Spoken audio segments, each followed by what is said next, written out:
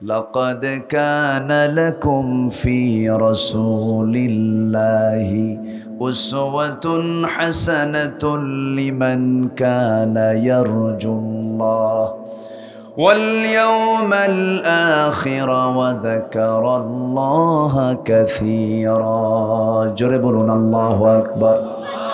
তোমাদের জন্য উত্তম আদর্শের বাস্তব নমুনা কেউ নয়, শুধুমাত্র একজনকে আমি উসওয়া হাসানা করেছি, তিনি হচ্ছেন মুহাম্মদুর রাসূলুল্লাহ সাল্লাল্লাহু আলাইহি সাল্লাম, যার জীবনে একটা ভুল ছিল না, একটা কালিমা ছিল না, একটা দাগ ছিল না।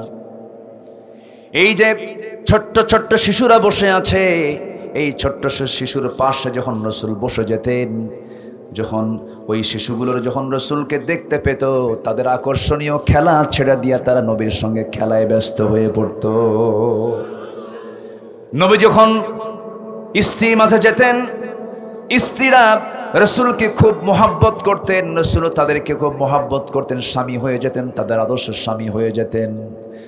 আমার নবীজির আদর্শ আল্লাহ রাব্বুল আলামিন এত পুত পবিত্র করে দিয়েছেন যে যার জীবনে একটা ভুল নাই, যিনি কোনো এক চুল পরিমাণ কোনো গুনাহ করতে পারে, গুনাহ করেন নাই, গুনাহমুক্ত রেখে দিয়েছেন কে বলেন? আল্লাহ রেখে দিয়েছেন।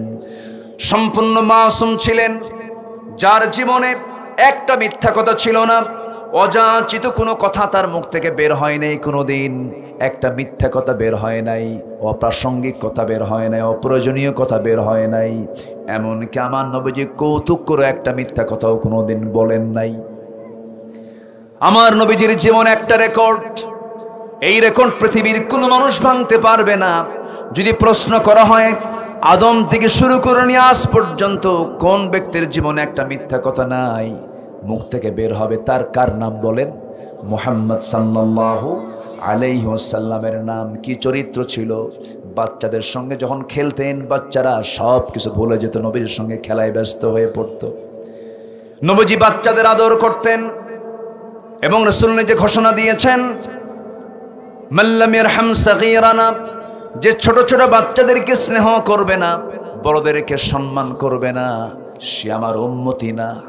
আমার নবীজি বাচ্চাদের সঙ্গে ঘন্টার পরে ঘন্টা সময় দিতেন। আম্মা জান আয়েশা মাঝে মাঝে বলতেন, আমার নবীজির কলিজার টুকরা নাতি হুসাইন নবীর কোলে মাঝে মাঝে বসে থাকতো, ঘন্টার পরে ঘন্টা চলে যেত। আম্মা জান আয়েশা বলেন, আমার কাছে মনে হতো আমার চাইতে রাসূল হুসাইনকে সবচাইতে বেশি সময় দিতেন। জোরে কোন সুবহানাল্লাহ। আমার নবীজি হুসাইনকে নিয়ে একদিন মসজিদ নববীর ভিতরে বসে আছেন। আউযু বিল্লাহি মিনাশ শাইতানির রাজীম। বিসমিল্লাহির রাহমানির রাহিম।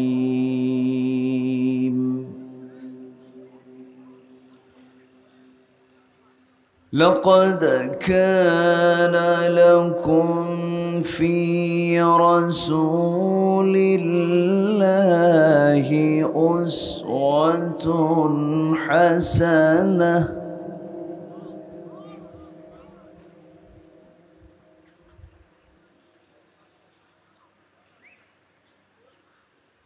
أسوة حسنة لمن كان يرجو الله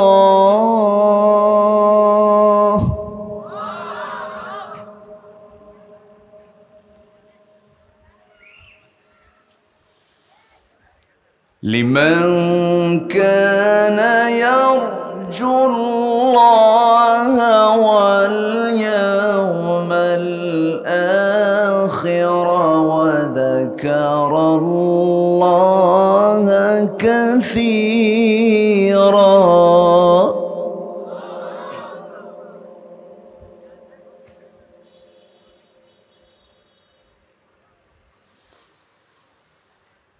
ولما رأى المؤمنون الأحزاب قالوا هذا ما الله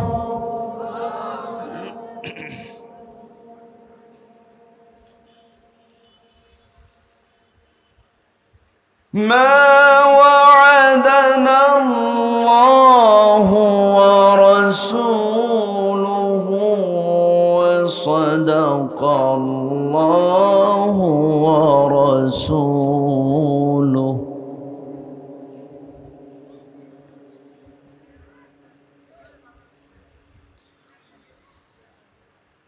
وما زادهم إلا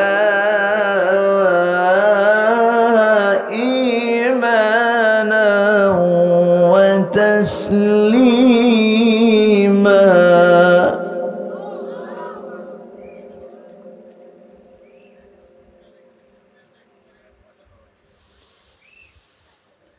من المؤمنين رجال صدقوا ما عاهدوا الله عليه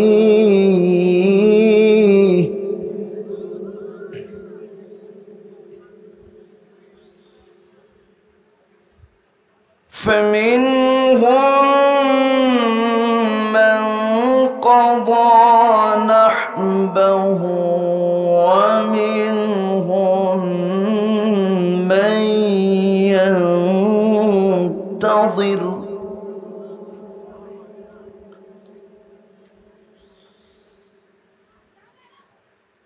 وما بدلوا تبديلا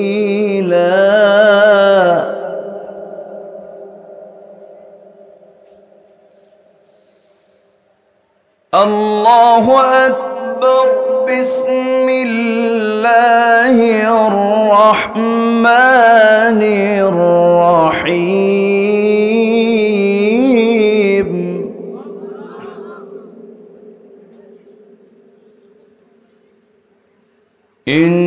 إن الله وملائكته يصلون على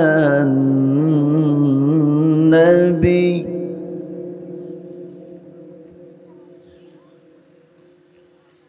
يا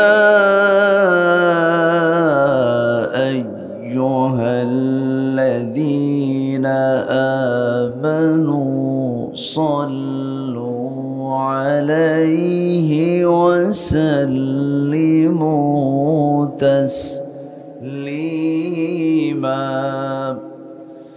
اللهم صل على محمد وعلى آل محمد كما صليت على إبراهيم وعلى آل إبراهيم إنك حميد مجيد اللهم بارك على محمد وعلى آل محمد كما باركت على إبراهيم وعلى آل إبراهيم إنك حميد مجيد আমি কোরআনের সুর মাঝে শুনেছি যে নাম আজানের সুর মাঝেও শুনেছি ও নাম ও নাম শুনেছি আমি আমার হৃদয় হে রাসূল নবীজি তোমায় হে রাসূল নবীজি তোমায়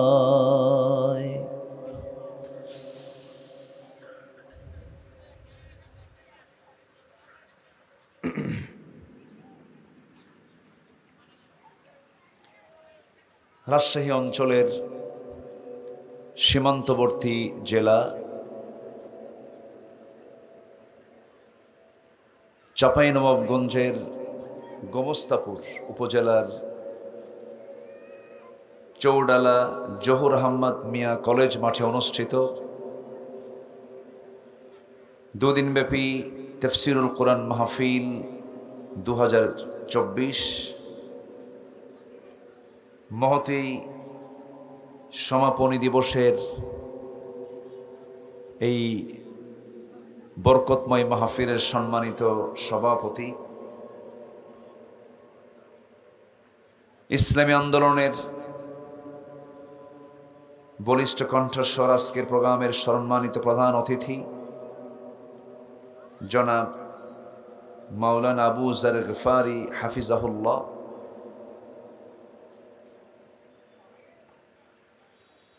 ফকিরপাড়া জামে মসজিদের সম্মানিত খতিব সাহেবে সদর জনাব হাফিজ মাওলানা মুফতি আলী আশরাফ হাফিজাহুল্লাহ, উপস্থিত হাজারাত উলামায়ে কেরাম, বিশেষ করে কথা বলেছেন জনাব মাওলানা আনসারুল ইসলাম, উপস্থিত সম্মানিত মেহমানবৃন্দ, সামনে উপস্থিত দূরে কাছের বিভিন্ন স্থান থেকে ছুটে আসা কালেমার ঝান্ডাবাহী, তাওহীদের পতাকাবাহী, দ্বীন ইসলামের নর শারদুল বীর মুজাহিদ, প্রাণ প্রিয় সম্মানিত দ্বীনী ভাইরা, আড়ালে বসে আছেন শ্রদ্ধেয়া সম্মানিতা মা বোনেরা, আলোচনার সূচনায় আনুষ্ঠানিকতার মধ্য দিয়ে আমার পক্ষ থেকে আবারও হৃদয় নিংড়ানো, প্রাণ উজাড় করানো সালাম, আসসালামু আলাইকুম ওয়া রাহমাতুল্লাহি ওয়া বারাকাতুহু।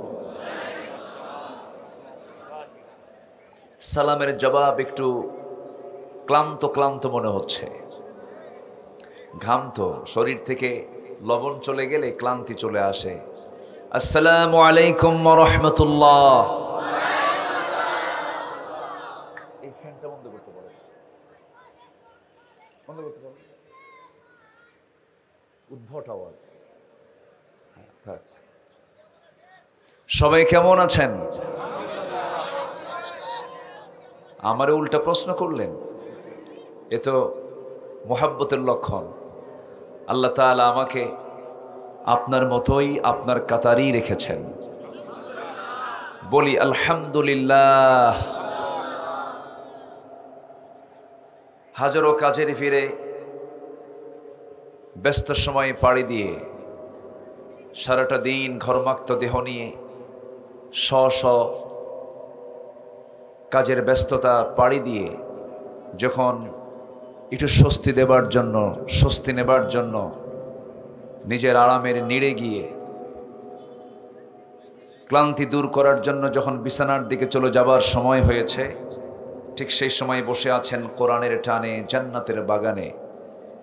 সুযোগ করে দিলেন যে মহান প্রভু, যে মহান রব, সেই রবের শানে আমরা বলে উঠছি আলহামদুলিল্লাহ। আবারও বলছি আলহামদুলিল্লাহ। চিৎকার মেরে বলছি আল্লাহুম্মা ইন্নী আসআলুকা আল হুদা ওয়াত তুকা ওয়াল আফাফা ওয়াল গিনা। সবাই বলি আল্লাহুম্মা লাকা আসলামতু ওয়া বিকা আমানতু ওয়া আলাইকা তাওয়াক্কালতু ওয়া ইলাইকা আনাবতু ওয়া বিকা খাসামতু। আমরা আল্লাহ তাআলার শুকর আদায় করে নিলাম। সম্মানিত হাজিরিন, মাহফিল অনুষ্ঠিত হচ্ছে একটা কলেজ মাঠে। আজকে কি কোনো টেনশন আছে যে মাহফিল হবে কি হবে না? এমন শঙ্কা, ডঙ্কা, আতঙ্ক কি আছে? কিন্তু ইতিপূর্বে কি ছিল না? ছিল। যেহেতু টেনশন নাই, যদি একটু লম্বা সময়ে কথা বলি, আমাকে সময় দেওয়া যাবে তো? কিন্তু টাইম তো আমাকে দিয়েছেন এমন সময়, মানে টাইম সিলেকশনে এদেশের ম্যাক্সিমাম মাহফিল কমিটি ভুল করেন। সবই তো ঠিক, কিন্তু ঠিক তো কিছুই নাই। আমি এখানে মাগরিব পড়েছি, সলাতুল মাগরিব আদায় করেছি, তাহলে 6:30, 7:30, 8:30, 9:30, 10:30, 11:30, 6 ঘন্টা পর মাত্র মাইক পাইলাম। কথা বোঝেন নাই? এখন হ্যাঁ, মাহফিল যদি আলোচনা শুরু হয়, কিছু লোকের নেচার হলো কি জানেন, হুজুরে তো দেখলামই, এখন যাই। কিছু লোক আছে আবার একটু ভাবে যে হুজুর দেখি কিরকম গরম করে, স্লোগান টোলোগান কিছু আসে কিনা। আবার কিছু লোক আছে দেখি তো হুজুরের সুরটা কেমন, বিভিন্ন চিন্তা নিয়ে। আবার কেউ আসে আবার লোকজন কেমন হলো। তো কোন নিয়ত কি ঠিক আছে? আমরা শুনতে এসেছি মূলত কার কালাম? আসতে বলবেন না, কার কালাম? আল্লাহর কালাম শুনবো আমরা অর্ধেক না পুরোপুরি? যখন কেউ মশারিতে, যখন চতুর্দিকে মশারি টাঙ্গায় যখন শুয়ে পড়ে, মশারি কি পুরোটাই টানায় না একটু ফাঁকা রাখে? একটু ফাঁকা রাখলে হয় না? তাহলে কাম হবে? হ্যাঁ, মশারির দরকারই নাই। যখন খেতে বসে একটু খায় না পুরোটাই খায়? দুপুরে খাইতে বসছে পুরোটা খায় না একটু খায়? পুরোটাই খায়। তো যে কোনো জিনিস পরিপূর্ণ না করে অপূর্ণাঙ্গ রেখে যাওয়াটা অত্যন্ত অপছন্দনীয়।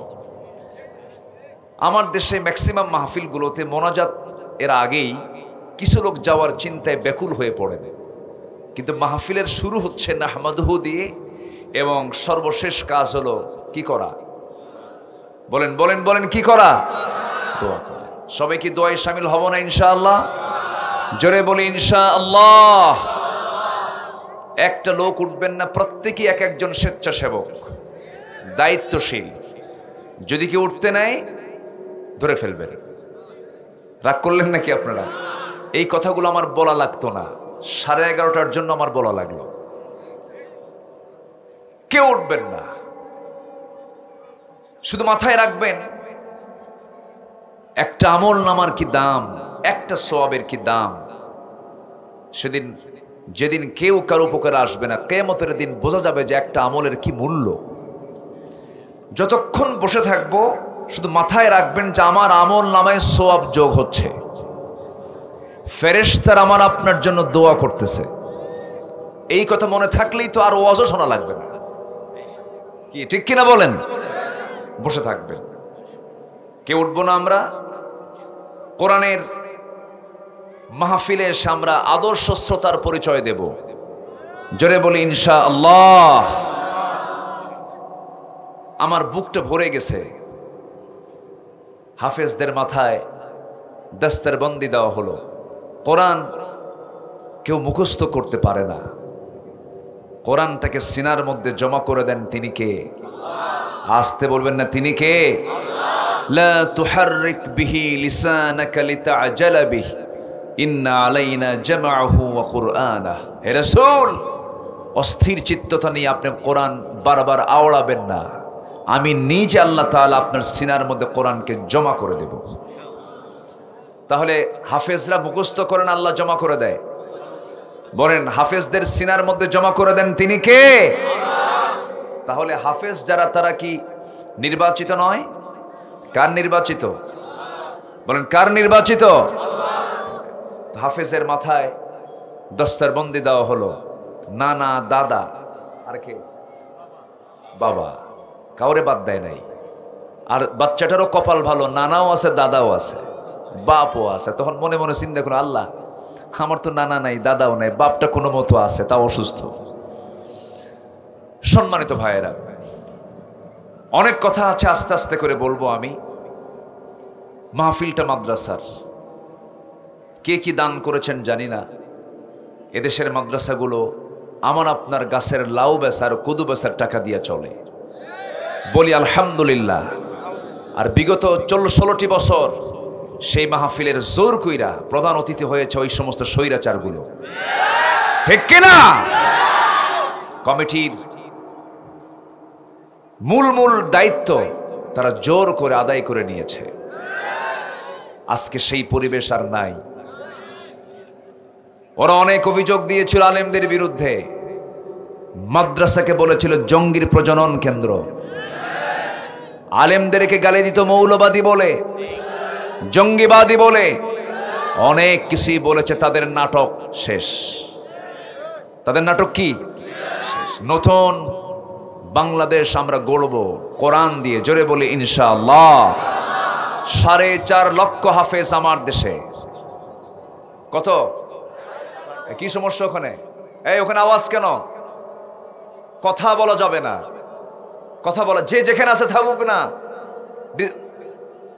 ডিস্টার্ব করা যাবে না। যে যেখানে আছেন থাকুন।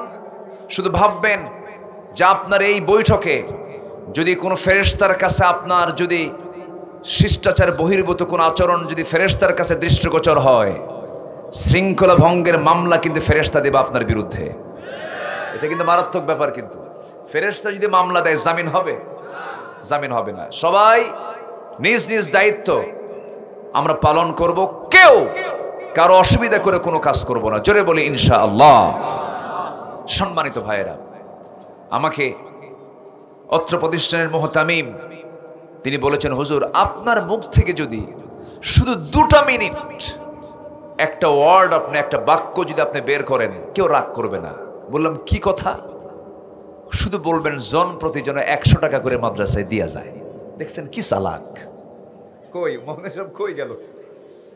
আমারে বলতেছে, আমার আগের মেহমান উনি অনেক লম্বা সময় ধরে কালেকশন করেছেন। আমরা এমন দেশ দেখতে চাই, সরকারি টাকায় এই মাদ্রাসা চলবে একদিন, জোরে বলি ইনশাআল্লাহ। আপনাদের কাছে আমরা চাইতে যাব না। এদেশের ক্রিকেটারদের পিছনে শত শত কোটি টাকা খরচ করা হয়, ঠিক কিনা? সাকিব আল হাসান নাম শুনছেন তো? কপালটা এমন, এমপিগিরি করতে পারলো না বেচারি, ঠিক আছে না? ব্যবসা করতে নিয়েছিল। এমপি তো ব্যবসাগিরি করা, বুঝেন না? এটা একটা কামাইয়ের একটা সোর্স ওদের।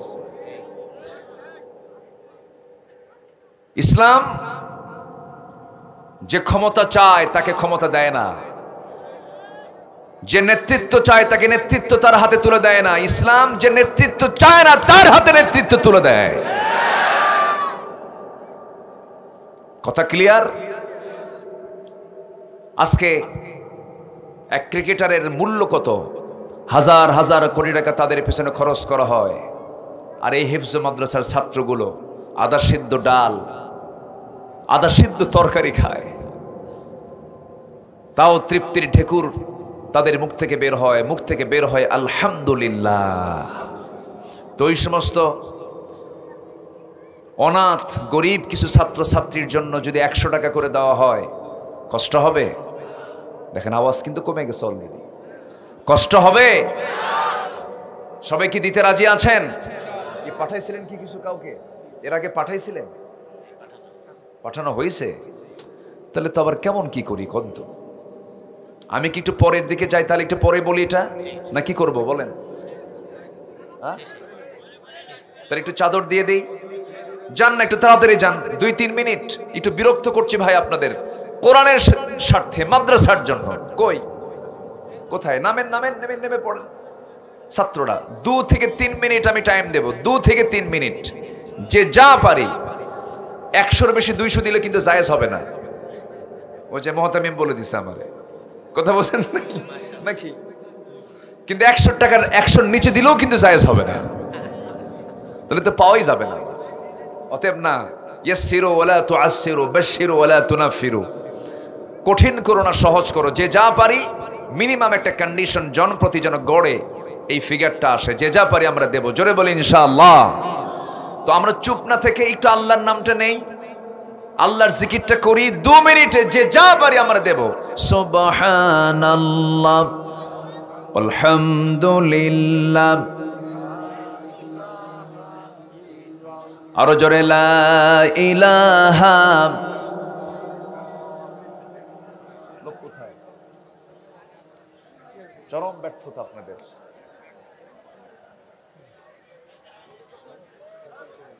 লোক কোথায়?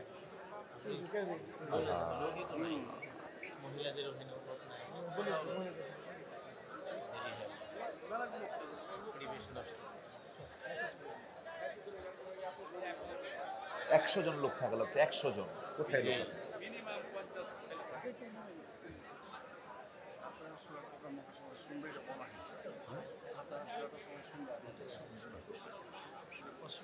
আচ্ছা, আমি তো কথা বলতে বলিনি, এটা আল্লাহর নামটা নেই সওয়াব পাবো। সুবহানাল্লাহ ওয়ালহামদুলিল্লাহ লা ইলাহা। একটা লোক আমরা উঠবো না, জি বসি, আমি তো আলোচনা শুরুই করতে পারলাম না। আপনাদের এলাকার প্রতিষ্ঠিত মাদ্রাসার জন্য আমি চাচ্ছি, আপনি যদি রাগ করেন তাহলে আপনার এলাকা, আপনি এলাকাবাসী, আপনি যদি রাগ করেন তাহলে দূরের লোক কি মনে করবে? জিকির করেন সুবহানাল্লাহ আলহামদুলিল্লাহ।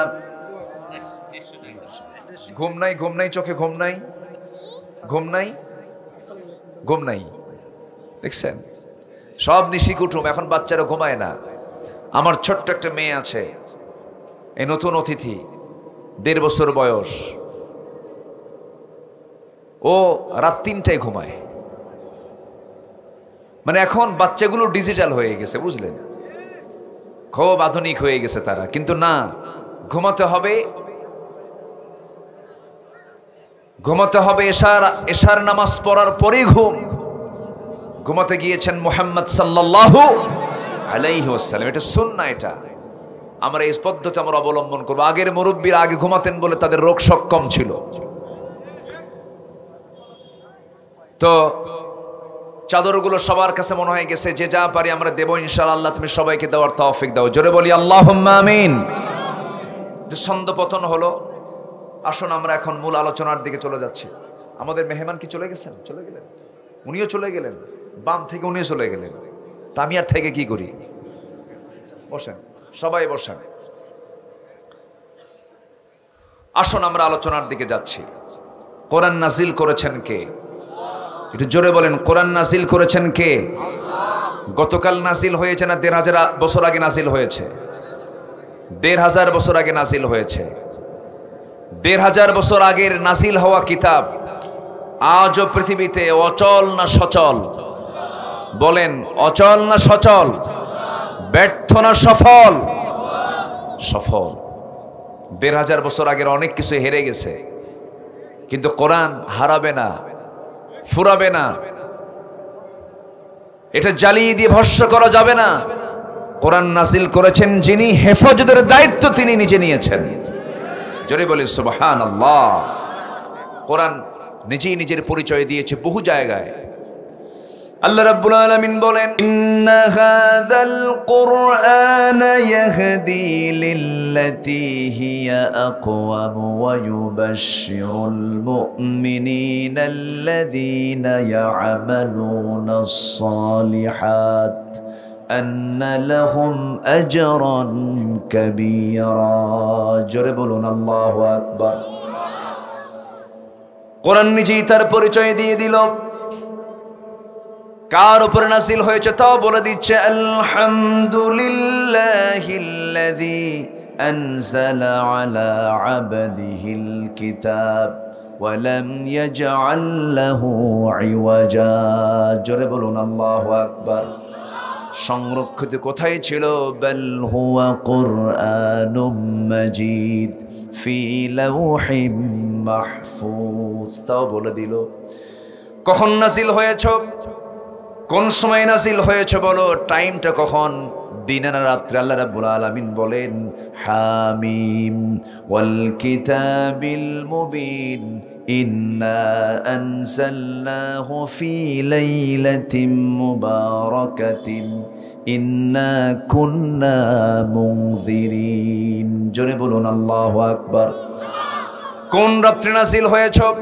ইন্না আনজালনাহু ফি লাইলাতিল কদর।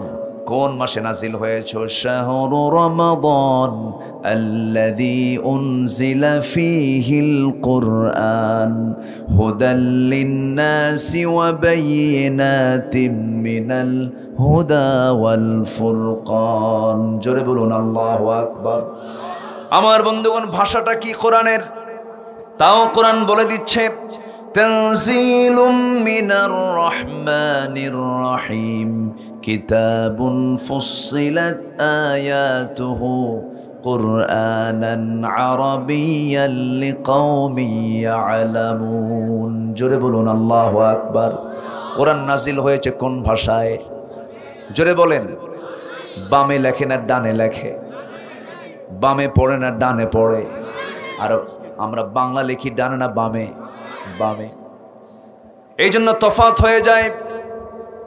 আমাদের লেখার রীতি হলো বামে, কোরআন লেখার রীতিটা হলো ডানে। আল্লাহ রাব্বুল আলামিন ডান দিয়ে কোরআনটা শুরু করেছেন। এই জন্য আমাদের কোরআনটা বুঝতে নিয়ে মাতৃভাষাটা আমাদের পাই নাই। মাতৃভাষা কোরআনটা আল্লাহ রাব্বুল আলামিন নাজিল করেছেন, কারণ আমার নবীর ভাষাটা ছিল কি বলেন? জোরে বলেন, আরো জোরে। আরবি। আরবিকে ভালোবাসার দরকার আছে না নাই?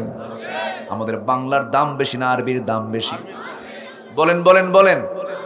আরবির দাম বেশি। এই ওয়াজ তো 16 বছর ভালো করে করতে দেয়নি, বোঝেন নাই?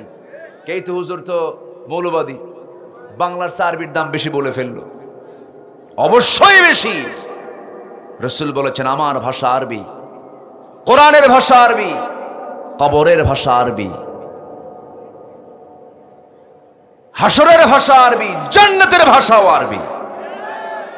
অতএব আরবিকে ভালোবাসার দরকার আছে না নাই? আসতে বলবেন না, আছে না নাই? আচ্ছা, এই জন্য কোরআন পড়তে হবে কম না বেশি? পৃথিবীর শ্রেষ্ঠ মানুষকে না, রাসূল তো মুহাম্মদ, রাসূল তো শ্রেষ্ঠ মানুষই। কোন লোকটা শ্রেষ্ঠ? যদি কোরআনকে প্রশ্ন করেন, হাদিসকে প্রশ্ন করেন, পৃথিবীতে সবচেয়ে দামি লোকটা কে? কি সুন্দর জবাব দিচ্ছে। বলি আলহামদুলিল্লাহ। জোরে বলি আলহামদুলিল্লাহ।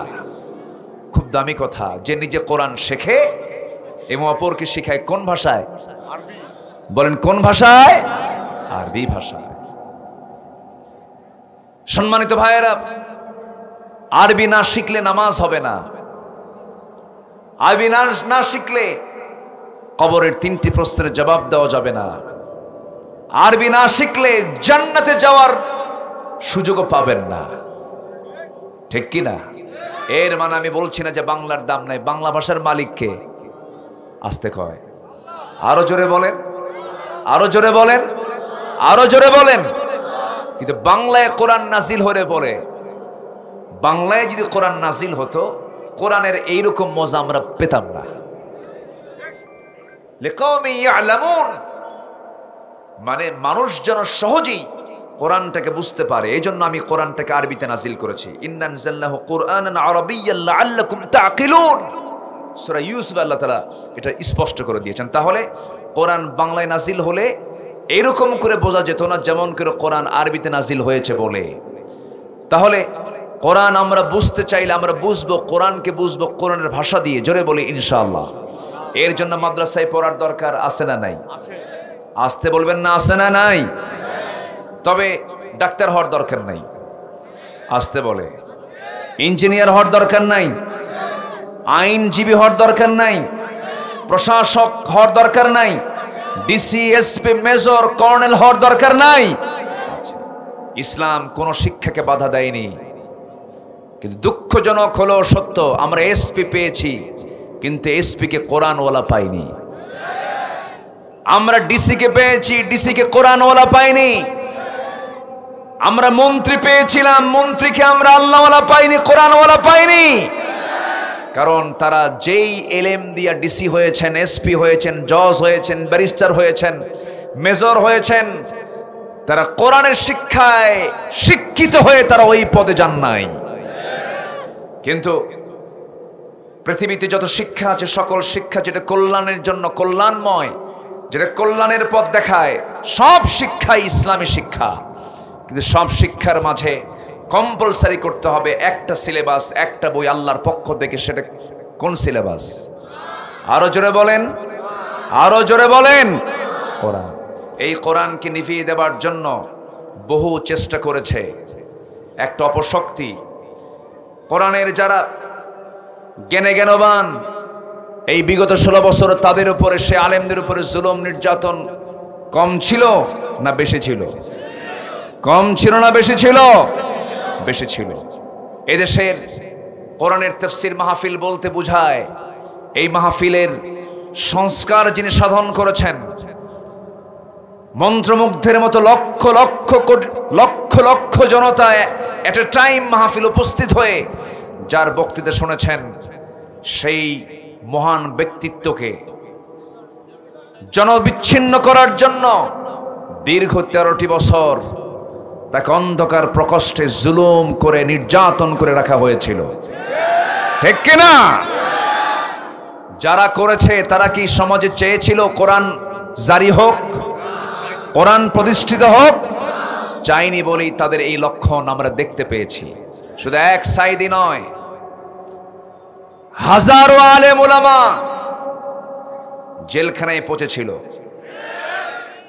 লম্বা আমি যদি টানতে যাই তাদের লিস্ট, বহু সময় লেগে যাবে। শুধু একটা কথা বলি, সেটা হলো মাউতুল আলিম কা মাউতুল আলাম। একটা আলেমের মৃত্যু মানে জগতের মৃত্যু। তার এক আলেমকে শুধু হাতে ধরে নাই, শুধু এক আলেমকে টার্গেট করে নাই, শত শত আলেম ওলামার উপরে যে নির্যাতন করেছে তার ফলাফল হলো আজকের বাংলাদেশ। এই বিজয় কে দিয়েছেন? আসতে বলবেন না, এই বিজয় কে দিয়েছেন? বিজয় আসে কার পক্ষ থেকে? নাসরুম মিনাল্লাহি ওয়া ফাতহুন করিব। বিজয় আসে কার পক্ষ থেকে? ছেলেগুলো, ছাত্রগুলো কি আন্দোলন করলো চিন্তা করেন। বুকে সাহসটা দিল কে? স্বরাষ্ট্রমন্ত্রীর সামনে পুলিশ বলে, স্যার এই যে দেখেন ছবি দেখেন, গুলি করি একটা পরে একটা, কিন্তু নড়ে না কেউ, সামনে আরো আগায় আসে। এই দিলের ভিতর থেকে চুল পরিমাণ ভয়টাকে আশ্রয় না দিয়ে আল্লাহ তাআলা তাদের দিলের মধ্যে দিয়েছেন পাহাড় সমান সাহস। কে দিয়েছেন? আল্লাহ দিয়ে। এই বিজয় দিয়েছেন কে? এই বিজয়কে আমরা ধরে রাখবো। জোরে বলি ইনশাআল্লাহ, জোরে বলি ইনশাআল্লাহ। গতকাল আমি শুনেছি, দেখলাম সামাজিক যোগাযোগ মাধ্যমে দেখতে পেলাম, জবি এবং ঢাবি ঢাকা ইউনিভার্সিটিতে এক ছাত্রকে অমানবিক কায়দায় তাকে কিছু ভাত খাওয়ায়া দিয়া, খাবার খাওয়ায়া দিয়া তাকে অমানবিক পাশবিক কায়দায় হত্যা করা হয়েছে। নতুন বাংলাদেশে এটা অনাকাঙ্ক্ষিত, অপ্রত্যাশিত। যারা এমন হত্যাকাণ্ডের সঙ্গে জড়িত, সে যদি আমার আপনজন হয়, ছাড় দেওয়া যাবে না। আইন সবার জন্য সমান হতে হবে। একটি কল্যাণ রাষ্ট্রের একটা গুরুত্বপূর্ণ দিক হলো আইন তার আইনের গতিতে চলবে।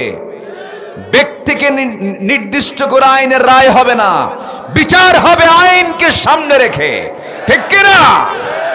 আমরা আবরার ফাহাদের পুনরাবৃত্তি দেখতে চাই না। অবিলম্বে এদের শাস্তি নিশ্চিত করা হোক, এটা আমাদের দাবি, ঠিক কিনা বলেন? সম্মানিত ভাইয়েরা, এই হাজার হাজার তৌহিদি জনতার আজকের এই মাহফিল, সম্মানিত বন্ধুগণ, এই মাহফিল প্রমাণ করে আগামীর বাংলাদেশ কোরআনের বাংলাদেশ। এই জমিনে কোরআনের রাজ কায়েম হোক। সবাই কি চান? সবাই কি চান? দুহাত উঁচু করে আকাশের মালিককে সাক্ষী বানায়া হাত দুটো উঁচু করে দেখায় দেন।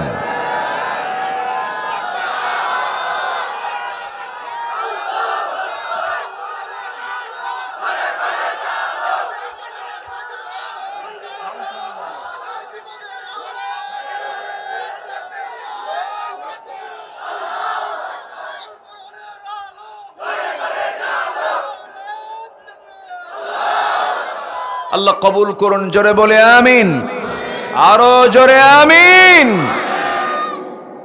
সম্মানিত ভাইয়েরা, সম্মানিত বন্ধুগণ, আমি যেখান থেকে তেলাওয়াত করেছি সেই তেলাওয়াতকৃত আয়াতের দিকে আস্তে আস্তে চলে যাচ্ছে। আমাকে টাইম দিচ্ছেন তো? কারো কোনো সমস্যা নাই? বাড়িতে চুরি হবে নাকি? চুরি তো নাই। যারা চোর 18 লক্ষ কোটি টাকা ঋণ রেখে 11 লক্ষ কোটি টাকা চুরি করে নিয়ে চলে গেছে। চিন্তা করছেন পুকুর চোর না সাগর চোর? মহাসাগর। সম্মানিত ভাইয়েরা, সম্মানিত বন্ধুগণ, একটু কান লাগাই। এর মূল কারণ হচ্ছে দেশ স্বাধীন হয়েছে 71-এ, আজকে 2024, স্বাধীনতার 53 বছর আমরা পার করেছি। এই 53 বছরে যারা এই ক্ষমতা এসেছিল সব ক্ষমতার পালাবদল আমরা দেখেছি। বৈদেশিক যে সাহায্যগুলো এসেছিল তার 75% টাকা গেছে নেতাদের পকেটে।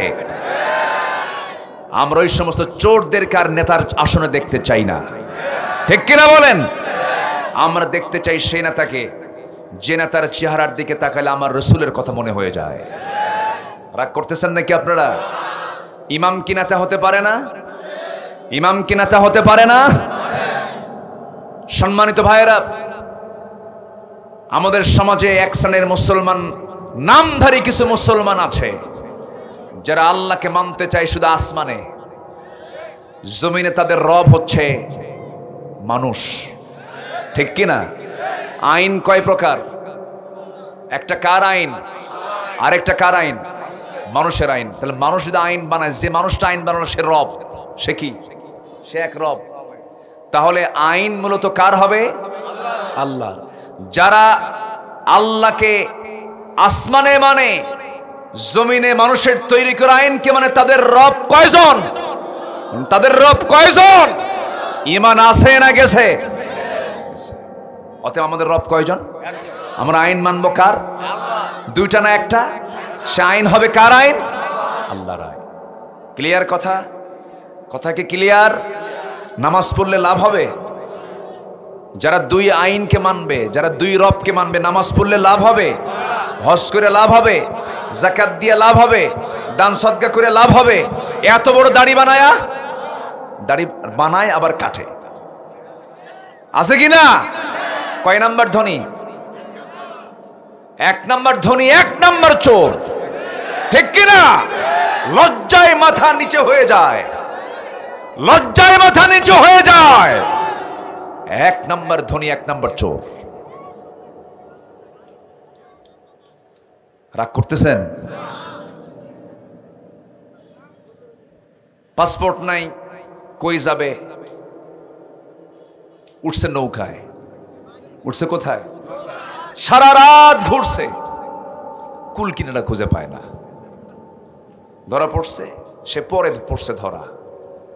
আগে একজন ধরছে, একজনকে ধরার পর তাকে ধরে নিয়ে চলে যাচ্ছে, অনেক দূর চলে গেছে। বলে, তুমি আমার একা নিয়ে যাও কেন?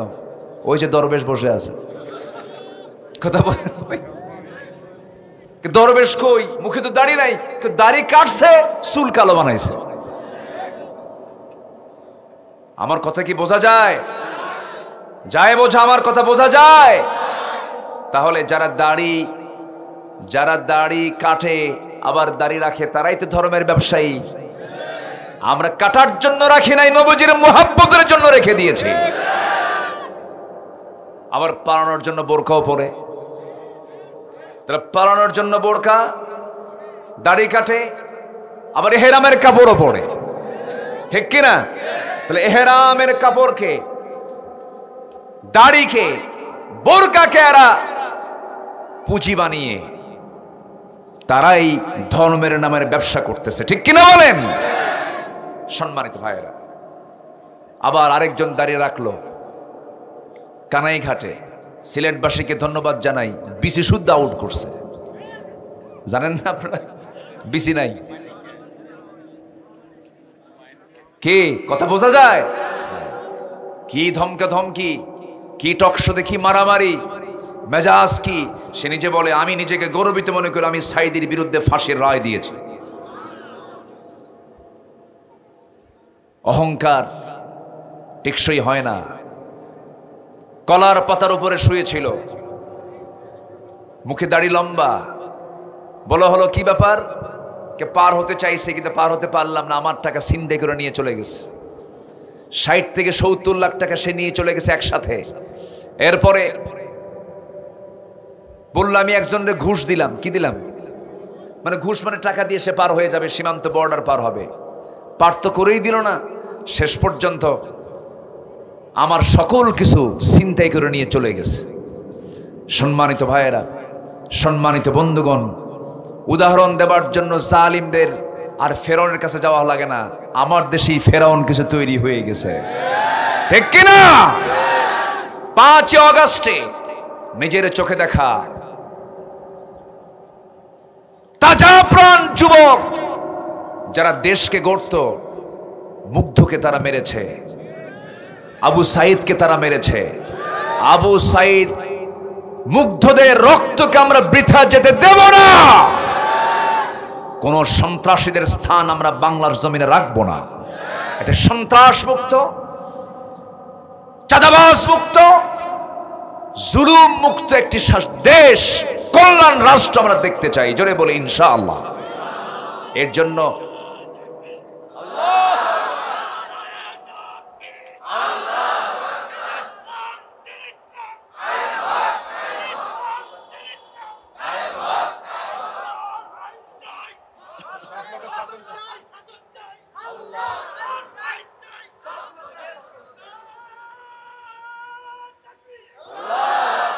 মাশাআল্লাহ অনেক সুন্দর স্লোগান দিয়েছেন আপনারা। স্লোগানও দিতে দেয় নাই 16 বছর।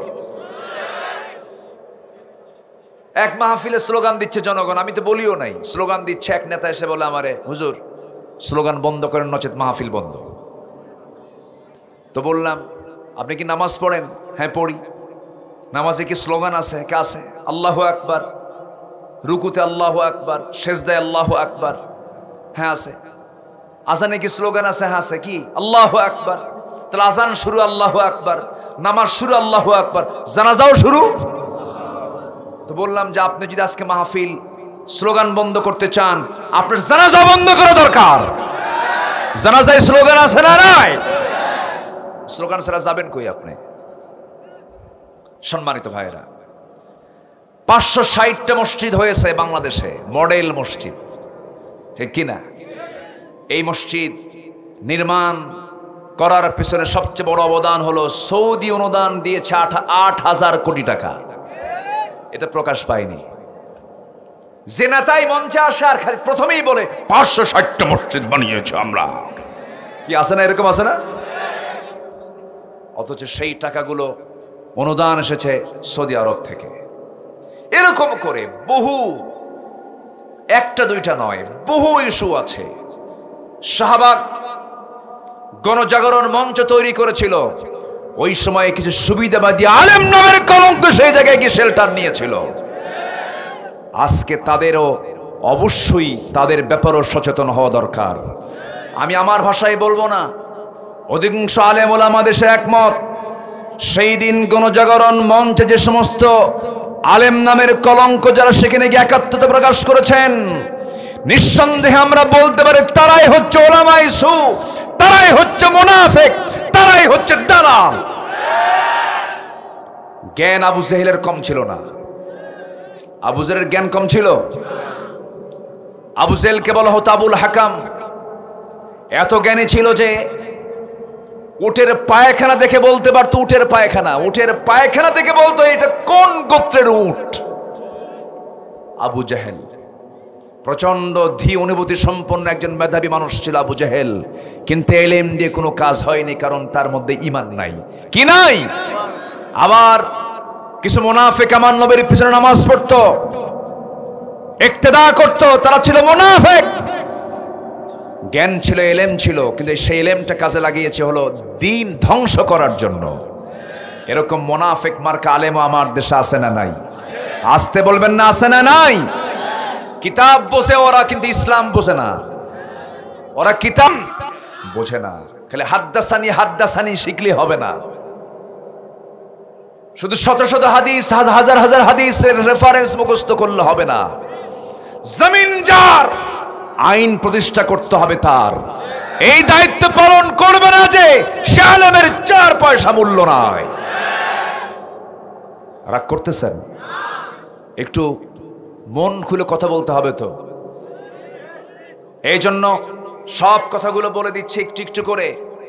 সম্মানিত ভাইয়েরা, 13 বছর যারা জেল খাটলো যে সমস্ত আলেমরা, তাদের দাম, এই 16 বছর যারা মাজলুম হলো তাদের দাম সেই সমস্ত আলেমের দাম, আর যারা এই 16 বছর সকল সুযোগ সুবিধা নিয়েছে সরকারের, ওই জালিম সরকারের সুবিধাভোগী আলেম আমার দেশে আছে না নাই?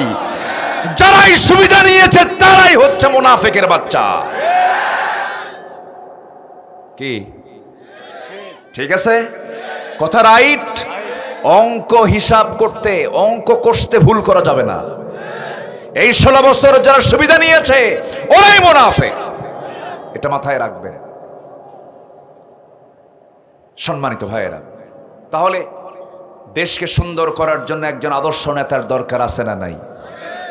কেউ বাপ নিয়ে ব্যস্ত, কিনে ব্যস্ত, খালি বাপ। কিন্তু সেই বাপ তো শেষ পর্যন্ত সেই বাপের মাথা ভাঙ্গিয়া নামায় দিছে। ডক্টর ইউনূসকে প্রশ্ন করা হলো যে এই মুরালগুলো, এই মূর্তিগুলো ভাঙতেছে, তা আপনি কি করছেন? কে প্রশ্ন আমাকে করেন কেন? যার মূর্তি ভাঙতেছে তার মেয়েকে প্রশ্ন করেন, ঠিক কিনা? সম্মানিত ভাইয়েরা, কেউ বাবা নিয়ে ব্যস্ত, কেউ স্বামী নিয়ে ব্যস্ত, কারো বাপের দেশ, কারো স্বামীর দেশ, মাঝখান দিয়ে আমরা শেষ। আমরা শেষ হতে চাই না। আমরা কাউ কিনে ব্যস্ত হব না, আমরা আমার রাসূল কিনে ব্যস্ত হব। জোরে বলি ইনশাআল্লাহ। আমার নেতা অপ্রস্তুত না প্রস্তুত? আমার নেতা আছে না নাই? আমার নেতা তৈরির জন্য কোনো চিন্তা করা লাগবে না, আল্লাহ নেতা বানায় দিয়েছেন। মুহাম্মদুর রাসূলুল্লাহ, মুহাম্মদুর রাসূলুল্লাহ। এই ওঠে কেন? এই বসেন। ওষুধ যদি বাচ্চা না খেতে চায়, মা কি করে? বাচ্চা খায় না ওষুধ, জ্বর 100 ডিগ্রি তাও খায় না, 2 হাত আর 2 পা জোর করে শক্ত করে ধরে খা। বোঝেন নাই? বসেন। এই ধমকের মধ্যে মহব্বত আছে, রাগ করেন না, একটু বসেন। আমাদের নেতা কয়জন? এই নেতা কে বানিয়ে দিয়েছেন? বলেন, কে বানিয়ে দিয়েছেন? আল্লাহ তাআলা।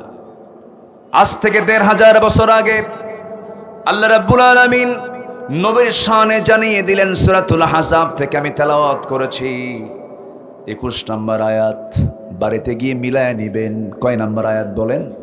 সূরাতুল আহজাব 21 নম্বর আয়াত।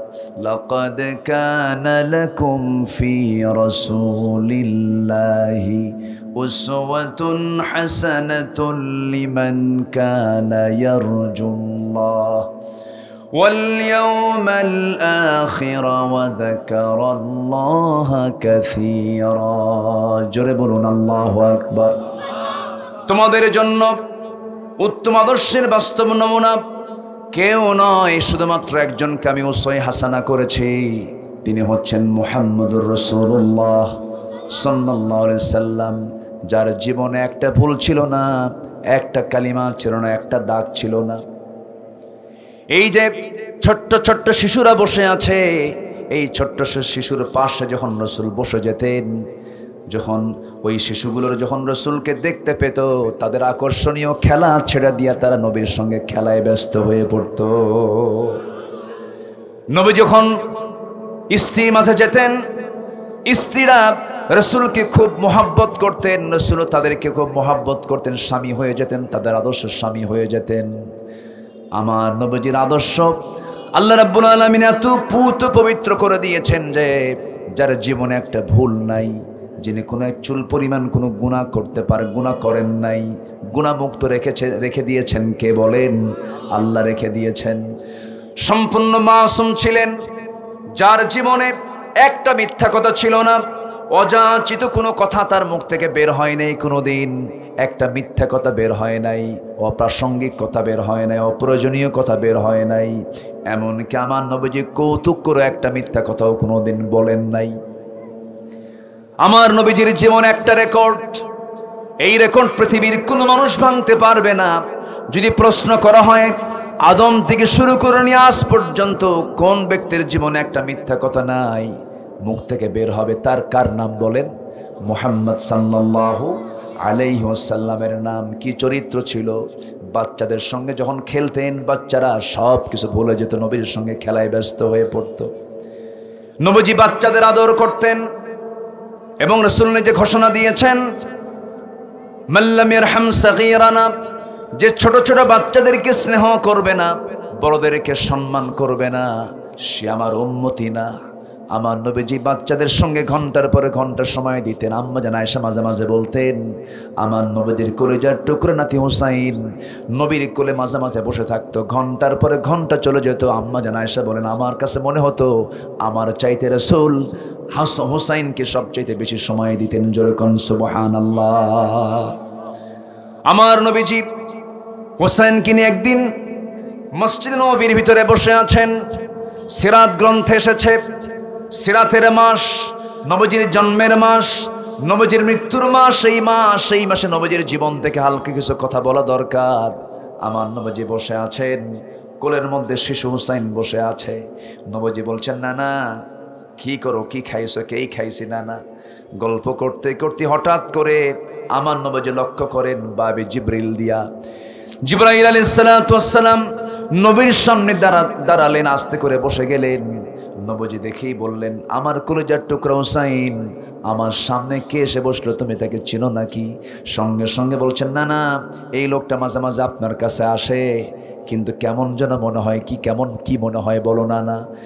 এই লোকটা মাঝে মাঝে আপনার সাথে দেখা করার জন্য আসে। এত সুন্দর তার মাথার চুল, কালো কালো কেশ, ফ্রেশ তার কাপড় চোপড়, শুধু চট করে আসে, চট করে চলে যায়। লক্ষণ আমার কাছে ভালো মনে হয় না। কেন, কি হয়েছে? সকল সাহাবী আপনার সঙ্গে যখন দেখা করতে আসে কেউ খালি হাতে আসে না। এই জাহালে সোফার সদস্যরা না খেয়ে থাকে, খেজুর নিয়ে আসে, কেউ আঙ্গুর নিয়ে আসে, বেদানা নিয়ে আসে, উটের গোশত নিয়ে আসে, উটের দুধ নিয়ে আসে। কিন্তু এই সাহাবী মাঝে মাঝে আপনার কাছে আসে, শুধু খালি হাতে আসে, খালি হাতেই চলে যায়। একটু কৃপণ মার্কা সাহাবী।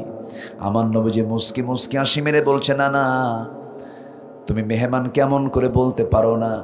চোখের ভাষায় জিব্রাইলকে বুঝায় দিচ্ছেন, জিব্রাইল আমার নাতির কবলে পড়ে গেছো, বড় বেকায়দায় তোমার হয়তো হয়ে গেল আজকে। আমার নাতি আমার এ ছাড়ে না। আমার নবীজি বললেন, না না, মেহমান কেমন করে বলতে নেই। ওইদিকে আল্লাহ বলছেন, ও জিব্রাইল, আমার প্রিয় দোস্তের প্রিয় নাতি হুসাইন যখন শক করিয়ে ফেলেছে, তোমার পকেট থেকে কিছু খসায়া ছাড়বে, পকেটের ভিতরে হাত দিয়ে দেখো, আমি আল্লাহ রাব্বুল আলামিন। লক্ষ্য করে দেখো জিব্রাইল, তোমার পকেটের মধ্যে আঙ্গুরের ছড়া একটা ঢুকায় গেছে। যেরকম সুবহানাল্লাহ, মওজুদ হয়ে গেছে। পকেটে হাত দিলেন, সুন্দর টসটস আঙ্গুরের ছড়া বের করলেন, নবীর সামনে ঝুলায় রাখলেন। আমার রাসূল বলছেন, ও নানা হুসাইন, কে বলেছে তোমার কৃপণ সাহাবী দেখো, টসটস আঙ্গুর তোমার জন্য কে যেন আনছে, দেখো কি সুন্দর মেহমান তোমার জন্য আনছে। কে বলেছে? কৃপণ সাহাবী। হুসাইন বলছে, না না, এতক্ষণ ভাবছিলাম সাধারণ কৃপণ, এখন দেখে মারাত্মক কৃপণ। কেন? পকেট আঙ্গুর থুই আঙ্গুর বের করে না। জোরে কান সুবহানাল্লাহ, আরো জোরে বলি সুবহানাল্লাহ। আমার নবীজি এবার বলছে, না না, মেহমান কেমন করে বলতে নাই, তুমি এখন খাওয়া শুরু করো। এবার তিনি বলছেন, না না, মেহমান আগে খায় না, বাড়িওয়ালা আগে খায়, আমি তো বাড়িওয়ালা আগে মেহমান রে খাওয়ান। জিব্রাইল মনে মনে চিন্তা করে, হারে কোন মুসিবতে পড়লাম, খাওয়াও তো আমি বুঝি না, কেমনে খাবো? যেরকম আল্লাহু আকবার। আমার নবীজি বাচ্চাদের সঙ্গে সময় দিতেন, বাচ্চাদের সমস্ত কথাগুলো শুনতেন। এক সাহাবীর সামনে দাঁড়ানো, তিনি বলছেন, ও সাহাবী, তুমি কেমন আছো? ভালো আছি। তোমার বাসার পাখির নোগারটা কেমন আছে? পাখির খবরও আমার রাসূল রেখেছেন। আমার নবীজি বাচ্চাদেরকে টাইম দিয়েছেন ঘন্টার পরে ঘন্টা। আমার নবীজি খুতবা দিচ্ছেন, সাহাবায়ে কেরাম খুতবাগুলো শুনতেছেন। এমন সময় দরজা লাগানো অবস্থায় হুসাইন দরজার সামনে দাঁড়ায়া বলে, ও চাচা, দরজা খোলো। দরজা খোলা যাবে না কেন? রাসূল এখন খুতবা দিচ্ছেন, আলোচনা করছেন। খেপে গিয়ে রেগে গিয়ে হুসাইন বলছে, তোমরা যে নবীর কথা বসে বসে ঘন্টার পরে ঘন্টা শোনো, সেই নবীর চাইতে আমার দাম কি কোনো অংশে কম নাকি? তোমাদের নবীর চাইতে আমি হুসাইন 1000 গুণে বড়। রাস্তা ছাড়ো। ধমক একটা মারলেন, দরজা ভয়ে খুলে দিয়েছে। কারণ বাপ যেমন বিশাল বড় জ্ঞানী ছিলেন, সন্তানও তেমন বিশাল বড় জ্ঞানী। যেমন পিতা তেমন তার সন্তান। হুসাইন ইবনে আলী, আলীও জ্ঞানী, হুসাইনও জ্ঞানী। আমার নবীজির সঙ্গে দেখা করার জন্য দরজা ক্লিয়ার করে নবীর সামনে দাঁড়ায় আছেন, কিন্তু মোশান অন্যরকম, মুখে হাসি নাই, মুখটা ভাব গম্ভীর হয়ে তিনি দাঁড়িয়ে আছেন। আমার নবীজি খুতবা ছেড়ে দিয়ে বলছেন, নানা রে মনটা খারাপ কেন, কি হয়েছে বলো? এবার বলছে, নানা মন তো খারাপ হবেই, আমার কি দাম নেই, আমার কি আত্মসম্মান নেই, আমার কি ব্যক্তিত্ব নেই, কেন দরজায় দাঁড়ায় থাকি তোমার সাহাবীরা দরজা খুলে না, আমার কি দাম নেই? অবশ্যই তোমার দাম আছে। নানা আমি তোমাকে আজকে বেশি সময় দেব না, আমার বেশি টাইম নাই, তাড়াতাড়ি চলে যাব। তবে আমি আজকে তোমাকে 3টা প্রশ্ন করব, 3টা প্রশ্নের জবাব তুমি আমারে দেবা। কি প্রশ্ন বলো? নানা নানা 3টা প্রশ্নের ভিতরে 1 নম্বর প্রশ্ন হলো, আমি তোমার চাইতে বড়। রাসূল বলছেন, তুমি আমার চেয়ে কেমনে বড়? বয়সও ছোট, সব কিছুতেই তুমি আমার চাইতে ছোট হবে। নানা 3টা কারণে বড়, 3টা প্রশ্ন আমি আপনাকে করব, করো। কি প্রশ্ন? এবার বলছেন, নানা প্রশ্ন যদি আমি করতেই চাই, আমি আপনাকে শুধু একাকি প্রশ্ন করব তা নয়, যত সাহাবী আপনার আছে সব সাহাবীর সামনে ডেকে বসেন, সব সাহাবীর সামনে আজকে আমার কিছু কথোপকথন হবে, আমার কিছু বোঝাপড়া হবে, আমার কি দাম নাই নাকি? এবার সবাইকে ডাক দিলেন, হুসাইনকে। এবার বলছে, নানা কি প্রশ্ন করবে বলো? নানা তুমি বলো তো আমার প্রিয় বসার জায়গা কোনটা? আমার বুকটা। নানা তুমি শুয়ে পড়ো। শুয়ে পড়লেন। দৌড় মেরে গিয়া নবীজির বুকের উপরে বসে রাসূলকে শোয়ায় রেখে বলছে, নানা আমার প্রিয় জায়গায় বসলাম, এখন বলো তো নানা তোমার বাবার নামটা কি? আব্দুল্লাহ। বাড়ি কোথায়? মক্কায়। কোন বংশ? কুরাইশ বংশ। এবার বলছে, নানা আর নতুন করে পরিচয় দিতে পারবে না, এতটুকুই তোমার আব্বার পরিচয় শেষ। ও নানা তুমি কি জানো আমার বাবার পরিচয়টা কি? আমার বাবা হলেন এই দুনিয়ার সমস্ত কাফের বেঈমানদের জন্য যাকে আসাদ করে পাঠিয়েছেন, সিংহ করে পাঠিয়েছেন, গর্বিত পিতা আলী ইবনে আবি তালিব। সেই আমার পিতা এক পাল্লায়, তোমার পিতা আব্দুল্লাহ এক পাল্লায় যদি দেওয়া হয়, আল্লাহর কসম করে বলি আমার বাবা আলীর ওজনটাই বেশি ভারী হয়ে যাবে। আমার নবীজি কথাগুলো শুনছিলেন, ছোট মুখে এত দামি দামি কথা। আমার নবীজি মুস্কি মুস্কি আসতেছেন, কিন্তু চোখের কোনায় পানি জমে গেছে। এবার বলছে, নানা 2 নম্বর প্রশ্ন কি বলো? এবার বলছে, নানা বলো তো তোমার মার নামটা কি? আমেনা। বাড়ি কোথায়? মদিনায়। এতটুকুই তার পরিচয় শেষ। কিন্তু নানা আপনি কি জানেন আমার নানার পরিচয়টা কি? আমার নানা হলেন, আমার মা হলেন আপনার মা আমেনা। আমার মাটাকে, আমার মা হলেন সেই মা জান্নাতের সমস্ত রমণীদের সর্দারিনী খাতুনে জান্নাত মা ফাতিমা। আমার মা ফাতিমাকে এক পাল্লায় দাও, তোমার মা আমেনাকে এক পাল্লায় দিয়ে দাও। আল্লাহর কসম করে বলি আমার মা ফাতিমার ওজনটাই ভারী হয়ে যাবে। নানা বলো তুমি বড় না আমি বড়? তোমার বাপ ছোট, আমার বাপ বড়। তোমার মা ছোট, আমার মা বড়। এবার বলছে, নানা নাম্বার 3 প্রশ্ন বলো তো তোমার নানার নামটা কি? রাসূল বলছেন, আমার নানার নাম হলো ওহাব জোহরি। বাড়ি তার কোথায়? মদিনায়। এতটুকুই তার পরিচয় শেষ। ব্যবসায়ী ছিলেন, এতটুকুই পরিচয় শেষ। নতুন করে আর কোনো পৃষ্ঠা আপনি যোগ করে লিখতে পারবেন না, তার কোনো তেমন ক্রেডিট নাই, তেমন কোনো অর্জন নাই। কিন্তু নানা তুমি কি জানো আমার নানার পরিচয়টা কি? আমার নানাকে, আমার নানার পরিচয় লিখতে শুরু হলে শেষ হবে না। কোনো কবি কবিতা লিখে শেষ করতে পারবে না, কোনো সাহিত্যিক সাহিত্য লিখে শেষ করতে পারবে না। আমার নবীকে আল্লাহ তাআলা, আমার নানাকে আল্লাহ তাআলা এত দাম দিয়েছেন, এত সম্মান দিয়েছেন। আমার নানা হলেন সর্বকালের সর্বযুগের সর্বশ্রেষ্ঠ মহামানব জনাবে মুহাম্মদ রাসূলুল্লাহ সাল্লাল্লাহু আলাইহি সাল্লাম। আমার রাসূলকে, আমার নানাকে এক পাল্লায় দাও, আর তোমার নানাকে এক পাল্লায় দাও। আল্লাহর কসম করে বলি আমার নানার ওজনটাই বেশি ভারী হয়ে যাবে। আমার নবীজি বুকে বসে থাকা নাতিকে বুকের সঙ্গে জড়ায় রেখে চোখের পানি ফেলতে ফেলতে বলছে, নানা রে আমি আজকে নবী হওয়ার পরও যুক্তির দিক থেকে তোমার কাছে আমি হেরে গেলাম। নবীজি এমন করে ঘন্টার পরে ঘন্টার সময় দিয়ে কথা বলেছেন। শিশুপ্রিয় রাসূল ছিলেন। আমার বন্ধুগণ, সে নবীর আদর্শের দিকে ফিরে যেতে হবে, নবীর আদর্শকে লালন করতে হবে। আমার নবীজি কোন দিকের তিনি মডেল ছিলেন না।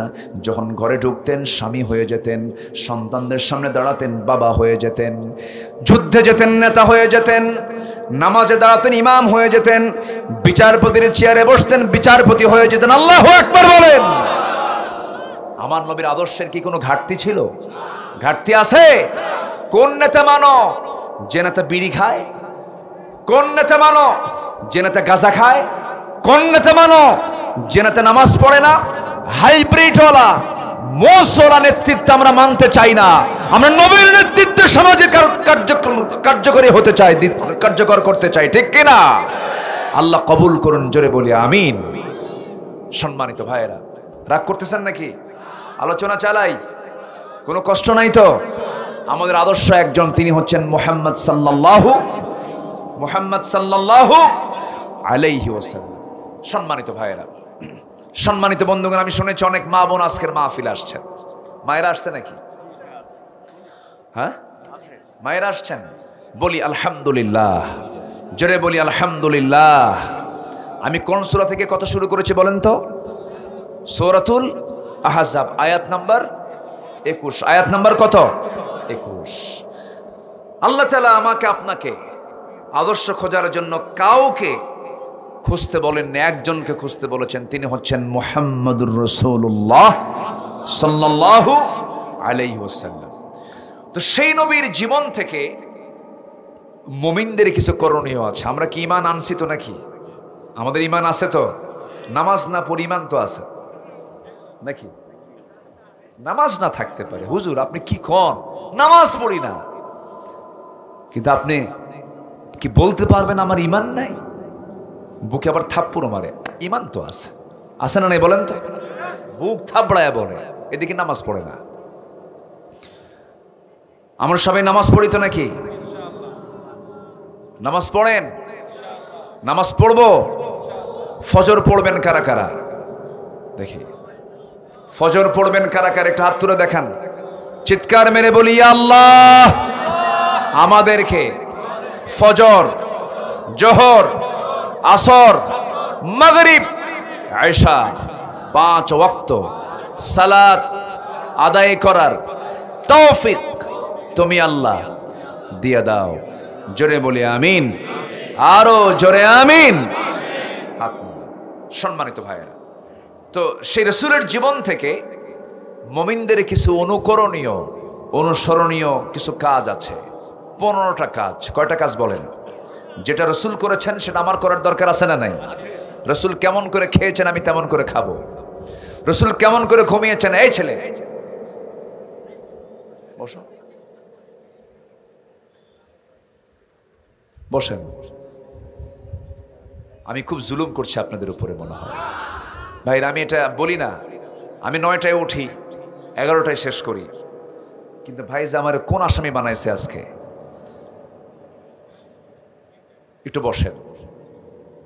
খুব যদি চাপ লাগে, মহা চাপ, সেটা ভিন্ন কথা। একটু নোকটা আস্তে করে তো হুজুর কাম সারা, এটা ভিন্ন কথা।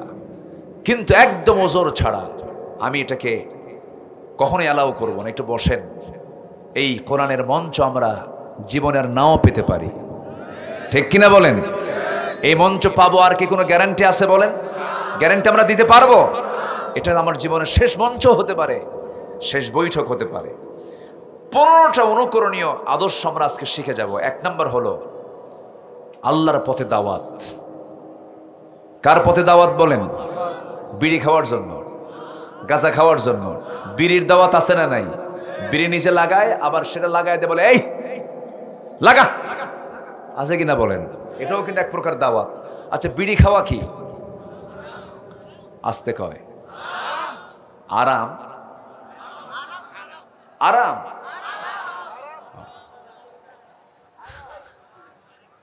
আচ্ছা, একটু বসেন। আমার দেশে প্রতিটি ঘরে, ম্যাক্সিমাম ঘরে বিড়ি আছে না নাই? বলেন, বিড়ি আছে না নাই? আর মেয়েদের জন্য আছে হলো জর্দা, আছে না নাই? দাদির মুখে যদি জর্দাই না থাকে, এটা কেমন দাদি হলো? জর্দা হলো কাঁচা, জর্দা ডাইরেক্ট খায়, আর বিড়ি হলো একটু পোড়ায় খায়, এটাই কিন্তু নেশা। এটা কি বলেন? নেশা। তামাকের সাথে কোন নবীর সম্পর্ক ছিল বলেন? অনেকে খুঁজতেছে, দেখি তো কোন নবী খুঁজে পাওয়া যায়। বলেন, তামাকের সঙ্গে কোন নবীর সম্পর্ক ছিল? তাহলে আমার সম্পর্ক কেন হবে? মাহফিলে এসে আবার প্রশ্ন করে, হুজুর একটা প্রশ্ন, কি বিড়ি খাওয়া কি জায়েজ? মানে উনি জায়েজের চেষ্টায় আছে। অনেক ফিকির করি আমরা, কিন্তু না, কোন নেশা একজন ইমানদার তার জীবনে বাস্তবায়ন করতে পারে না। বিড়ি খায় কি পেট ভরে? আচ্ছা, বিড়ি খায় কি স্বাস্থ্য ভালো হয়? তাহলে এটা কি ব্যয় না অপব্যয়? ব্যয় না অপচয়? অপচয়। তো অপচয় কার ভাই? অপচয় যে করে সে কার ভাই? কার ঘোষণা? এমন লোক আছে দিনে 200 টাকার বিড়ি খায়, 400 টাকার সিগারেট খায়, আছে না নাই? খায় আবার খাওয়ায়, খায় আবার খাওয়ায়। বিশাল ব্যাপার। এটাও দাওয়াত। এটা কি দাওয়াত? এই দাওয়াতকে আমরা দেব? একটু আয়াত বলবো, আমি একটু মনোযোগ দিয়ে শুনতে হবে, কিন্তু আয়াত যত বেশি হবে রহমত তত বেশি নাজিল হবে। একটু আয়াত আমি বলবো, এখন মনোযোগ দিয়ে শুনবে। আমার দেশে আমি এমন শ্রোতা দেখতে চাই, অদূর ভবিষ্যতে এই দেশে এমন শ্রোতা তৈরি হবে, বক্তা যে আয়াতই বলবে সে আয়াত সঙ্গে সঙ্গে শ্রোতারাও বলবে। এমন দেশ আমরা গড়বো, জোরে বলি ইনশাআল্লাহ। এই চিত্র একটু দেখা যায় কয়েকটা জেলায়, নোয়াখালী, লক্ষ্মীপুর, ভোলা, বরিশাল, এই অঞ্চলে গেলে পরে বক্তা যে আয়াতি তেলাওয়াত করে শ্রোতা সে আয়াত তেলাওয়াত করতে থাকে। ওদের সবচেয়ে বড় মজা হচ্ছে তেলাওয়াতে, কারণ ওরা তেলাওয়াত বোঝে। কুড়িগ্রামের দিকে কয়েক বছর আগে এক মাহফিলে গেছি, আমি তেলাওয়াত করি, একটু ঘন ঘন তেলাওয়াত করার চেষ্টা করি, আয়াত নিয়ে এসে কথা বলার চেষ্টা করি। এক মুরব্বীর সামনে দাঁড়ায় বলে, হুজুর আপনি কি বাংলা পারেন না? কি মুশকিল। একটু মনোযোগ দিয়ে শুনবেন। সূরাতুন নাহলের 125 নম্বর আয়াত, আল্লাহ তাআলা তার রাসূলকে হুকুম করছেন, যে হুকুমটা আল্লাহ তাআলা আমাদেরকেও করেছেন, বাড়ি থেকে মিলায় নেবেন। আল্লাহ রাব্বুল আলামিন বলেন, উদউ ইলা সাবিলি রাব্বিকা বিল হিকমাতি ওয়াল মাউইযাতিল হাসানাহ ওয়াজাদিলহুম বিল্লাতী হিয়া আহসান ইন্না রাব্বাকা হুয়া আ'লামু বিমান দাল্লা আন সাবিলিহি ওয়া হুয়া আ'লামু বিল মুহতাদিন। জোরে বলুন আল্লাহু আকবার। হে রাসূল, আপনি উত্তম নসিহতের মধ্য দিয়া, হিকমতের মধ্য দিয়ে আপনি কালিমার দাওয়াতের কাজ করুন। নাম্বার 2 হলো, আমার নবীর আদর্শের মধ্যে আমাদের কিছু অনুকরণীয় দিক আছে। 1 নম্বর হলো দাওয়াতি কাজ করব আমরা। রাসূল দাওয়াতি কাজ করেছেন, আমরা দাওয়াতি কাজ করব। একটা আয়াত জানলে পরে সেটা অন্যকে শোনায় দেব, জোরে বলি ইনশাআল্লাহ। আমি নামাজ পড়ব, আমার প্রতিবেশী নামাজ পড়বে না, হবে না। ফজরের সময় যখন বের হয়ে যাব, আসসালাতু খায়রুম মিনান নাওম, মুয়াজ্জিন বলে দিল, সন্তানকে আগে ডাকায় দেব। সন্তানের ঘুমটা রহমত শৈশবের জন্য কখনো হতে পারে না। আমার বন্ধুগণ, সন্তানকে আপনি স্বাস্থ্যের দিকে তাকায় সন্তানকে ডাক দিচ্ছেন না, সন্তান ঘুমাক, স্কুল আছে, ফজরের সময় ডাক দিলেন না। আমার বন্ধুগণ, সন্তানের এই স্বাস্থ্যের দরকার বেশি না জাহান্নাম থেকে বাঁচার দরকার বেশি? জাহান্নাম থেকে বাঁচার দরকার বেশি। জাহান্নাম থেকে বাঁচার জন্য সন্তানকে টেনে তুলে বলবেন, বাবা নামাজ পড়।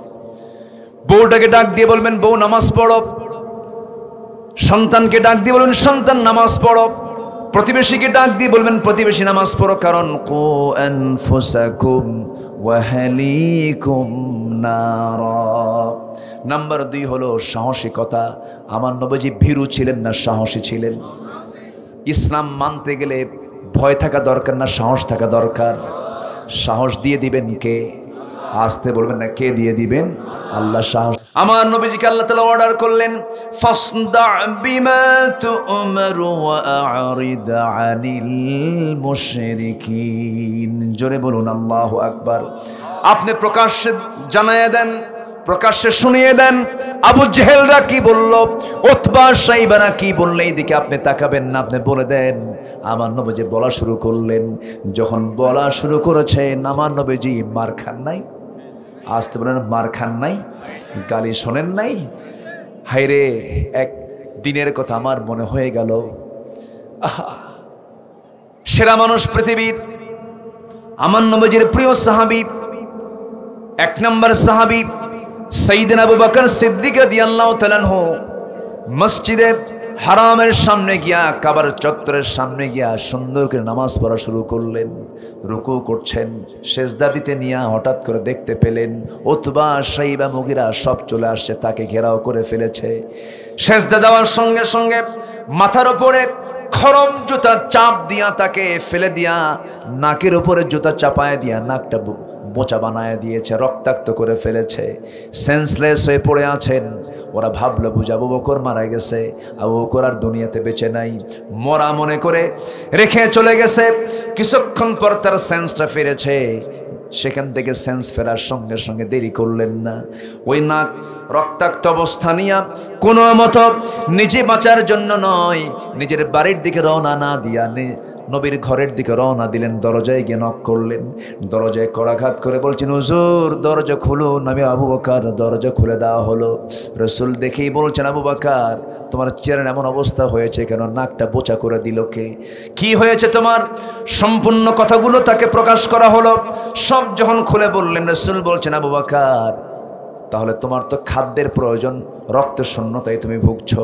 এবার আবু বকর বলছেন, হুজুর সব কিছু পরে হবে, আপনার এখন ঘরে থাকা যাবে না, চোরাগুপ্তা হামলা শুরু হয়ে গেছে, আপনি এখন থাকতে পারবেন না। দয়া করে আপনি আমার কথা ফলো করুন, আমার জীবন আপনার জন্য আমি উৎসর্গ করে দেব, আমার বিন্দু পরিমাণ কোনো দুঃখ নাই, কিন্তু আপনার বাঁচা দরকার। আপনাকে হামলা করে তারা মেরে ফেলবে, অবস্থা খুব খারাপ। আমরা এখন মক্কার বাইরে চলে যাই। মক্কার বাইরে সকালবেলা দুজন রওনা দিলেন। প্রচন্ড ক্ষুধার্ত, রক্ত ঝরতেছে শরীর থেকে। আমার নবীজি পেরেশান হলেন। উটের দুধ পেলেন না, দুম্বার দুধ পেলেন না। আমার নবীজি খুঁজতে খুঁজতে গিয়ে দেখেন একটা ছাগলওয়ালা অনেকগুলো ছাগল সে লালন পালন করছে। সে রাখালকে ডাক দিয়ে বলছেন, রাখাল একটা সাগি দেবে নাকি? কি করবেন আপনি? সাগিটা যদি দাও দুধ দহন করব, আমার বন্ধু আবু বকর মারা যাবে, তাছাড়া দুধটা দহন করার জন্য একটা সাগি আমারে দাও। কেন দিতে পারবো না? কেন? আমি তো ছাগলের মালিক নই, আমানতের খেয়ানত হয়ে যাবে। আমার নবীজি খুব খুশি হয়ে গেলেন কথাগুলো শুনে। আহারে, এই মরুর তপ্ত বালুতে থাকা এই মরুর এই রাখালটার মধ্যে ইমান নাই, কিন্তু ইমানের গুণটা আছে, আমানতদারিতা আছে। এবার রাসূল বলছেন, রাখাল তুমি যদি আমাকে সাগি নাই দাও, এমন একটা সাগি দিবা যে সাগির পেটে কোনো বাচ্চা আসে নাই, ওলানের দুধ আসে না, এমন একটা সাগি তুমি আমার ছোট্ট একটা সাগি দিলেই হবে। রাখালটা মুসকে মুসকে হাসি মেরে মনে মনে ভাবে, লোকটা পাগল নাকি, ছোট্ট সাগি দিয়ে সে কী করবে? কিন্তু সে তো জানে না তার কাছে কোন লোকটা এই সাগিটা চাচ্ছে। আমার নবীজি চাওয়া মাত্রই ছোট্ট একটা সাগি নবীর হাতে যখন তুলে দেওয়া হলো, সাগিটা তিনি কোলের মধ্যে উঠায় নিলেন। সাগিটার পেছনের দুই পায়ের ঠিক মাঝখান বরাবর হাত দুইটা তিনি আগায় দিলেন, ওলান বরাবর দুইটা হাত রাখলেন। গোটা ওলানটা দুধে ভরপুর হয়ে গেল। আমার নবীজি দহন করলেন। দুধ দহন করতে করতে আমার রাসূল বলছেন, রাখাল একটা বাটি নিয়ে আসো। বাটি নিয়ে আসলো, বাটি ভর্তি দুধ হয়ে গেল। আমার নবীজি যেই সাগির পেটে বাচ্চা নাই, যে সাগিটার বয়স খুব ছোট্ট, সাগির পেট থেকে কোনো বাচ্চা হলো না, কোনোদিন ওলানে দুধ আসে নাই, সেই ছোট্ট সাগির ওলানে হাত দিন নবীজির হাতের কি বরকত! দুধটা ওলানটা দুধে ভরপুর হয়ে গেছে, বাটিটা দুধ পূর্ণ হয়ে গেছে। রাসূল মুস্কি হাসি মেরে বলছেন, আবু বকর সকালবেলা রক্তাক্ত হয়েছ, বরকতের দুধ পান করো। যখন তাকে বাটিটা দেওয়া হলো, তৃপ্তি ভরে দুধ পান করলেন, পেট পূর্ণ হয়ে গেল, পেটের চামড়া টাইট হয়ে গেল, এত পরিমাণ দুধ পান করেছেন। রাসূল বলছেন, আবু বকর দুধ খাওয়া কেমন হলো বলো? হুজুর দুধ পান করলাম জন্মের মতো, এত দুধ খাইলাম, কিন্তু আমি বাটির দিকে চেয়ে থেকে দেখি বাটির দুধ এক চুল পরিমাণ কমে নাই। যেরকম সুবহানাল্লাহ। আমার নবীজি এবার বলছেন, আবু বকর এই বাটির দুধ তুমি কমাতে পারবে না, আরো আল্লাহর বান্দা যদি এখানে থাকতো তারাও কমাতে পারতো না। রাখাল তুমি এখন খাও। রাখালের হাতে বাটি তুলে দেওয়া হলো। বিসমিল্লাহ তো সে জানে না। রাসূল বলেন, বলো বিসমিল্লাহ। বিসমিল্লাহ বলে ফেললো। সে বিসমিল্লাহ বলে যখন পান করা শুরু করলো, দুধ কমে না। রাসূল বলছেন, যতক্ষণ পর্যন্ত এই বাটিতে আমার ঠোঁটটা না লাগবে, বাটির দুধ কখনো কমতে পারে না। জোরে কোন সুবহানাল্লাহ। আমার নবীজি সবার শেষে পান করলেন। আমার নবীজি আগে খেতেন না পরে খেতেন? আমার নবীজি খেতেন আগে না খাওয়াতেন আগে? আস্তে কন, খেতেন আগে না খাওয়াতেন আগে? এমনকি আম্মা জান আয়েশা বলেন, আমি তার স্ত্রী ছিলাম, কোনদিন আগে রাসূলকে আগে খাওয়াতে পারিনি। নবীর জন্য দুধ নিয়ে গেছি, রাসূল বলতেন, আয়েশা রে আমি আগে খাবো না, তুমি আগে খাবে। রসুল ঠেলে আমার দিকে দিয়ে দিতেন। আমি উটের দুধ, উটের গোশত নিয়ে যেতাম, ছাগলের গোশত নিয়ে যেতাম। আমার নবীজি বলতেন, আয়েশা তুমি আগে খাও। আমি হাড়গুলো খেয়ে খেয়ে চুষে রেখে দিতাম নবীজি। আমার সেই চুষে খাওয়া হাড়টা রসুল নিয়ে চুষে সেই দিক যা চুষে সেই হাড়টা তিনি খেয়ে নিতেন। যেরকম সুবহানাল্লাহ। ইসলামে মোহাব্বত ভালোবাসা আছে না নাই? সেই মোহাব্বতটা হতে হবে বাইরে না ঘরে। আজকে কোনো বাইরে না ঘরে। আজকে মোহাব্বত চলে গেছে কোথায়? গাছতলা, বটতলা। কি ঠিক কিনা বলেন? আমার বন্ধুগণ, আমার নবীজি কোনোদিন আগে খান না, আগে খাওয়াইছেন তিনি। আমার দেশের নেতাগুলো, ম্যাক্সিমাম নেতাগুলো আগে খায় না খাওয়ায়? আগে খায় না খাওয়ায়। ওই নেতা মানবো না, আমরা মানবো রাসূলকে নেতা। আল্লাহু আকবার বলেন। আমার বন্ধুগণ, নবীজি বলছেন, আবু বকর খাওয়া দাওয়া সম্পন্ন হলো, চলো শেখ বিকেল বেলা হয়ে গেছে, বাড়ির দিকে ফিরে যায়। বাটিটা রাখালকে দিয়া আমার নবীজি আবু বকরকে সঙ্গে করে নিয়ে যখন বাড়ির দিকে রওনা দিচ্ছেন, রাখালটার চোখে পানি, রাখাল কান্দে। রাসূল বলছেন, রাখাল কান্দো কেন? রাখাল বলছে, আমাকে নিয়ে চলেন, আমিও চলে যাব। কেমন যেন মনে হচ্ছে আপনি একজন বিশেষ মানুষ, আপনার কি সুন্দর আচরণ, কি সুন্দর কথা, কি সুন্দর চেহারা। সঙ্গে সঙ্গে রাসূল বলছেন, তুমি যদি যাও ছাগলগুলো দেখবে কেমন, তো খেয়ানত হয়ে যাবে। তাও তো কথা, আমি থেকে যাচ্ছি, কিন্তু আপনি চলে যাচ্ছেন, আমার একটা দাবি আছে। কি দাবি? আপনি আমার ওই দোয়াটা শেখায় দেন। কোন দোয়া? যে দোয়া পড়ে আপনি মনে মনে ফুঁ দিলেন, ওলানটা দুধে ভরপুর হয়ে গেল। মাঝে মাঝে এই দোয়াটা আপনি আমার যদি শেখায় দেন, মাঝে মাঝে ওলানে ফু মারবো আর দুধ খাবো। জোরে কান সুবহানাল্লাহ, আর জোরে কান সুবহানাল্লাহ।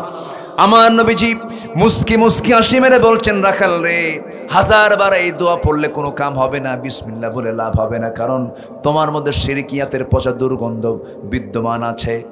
এই শিরকিয়াতের পচা দুর্গন্ধ দূর করো, মাইনাস করে তাওহীদের সে অমীয় ধারা, তাওহীদের সে অমীয় সুধা তুমি পান করে ফেলো।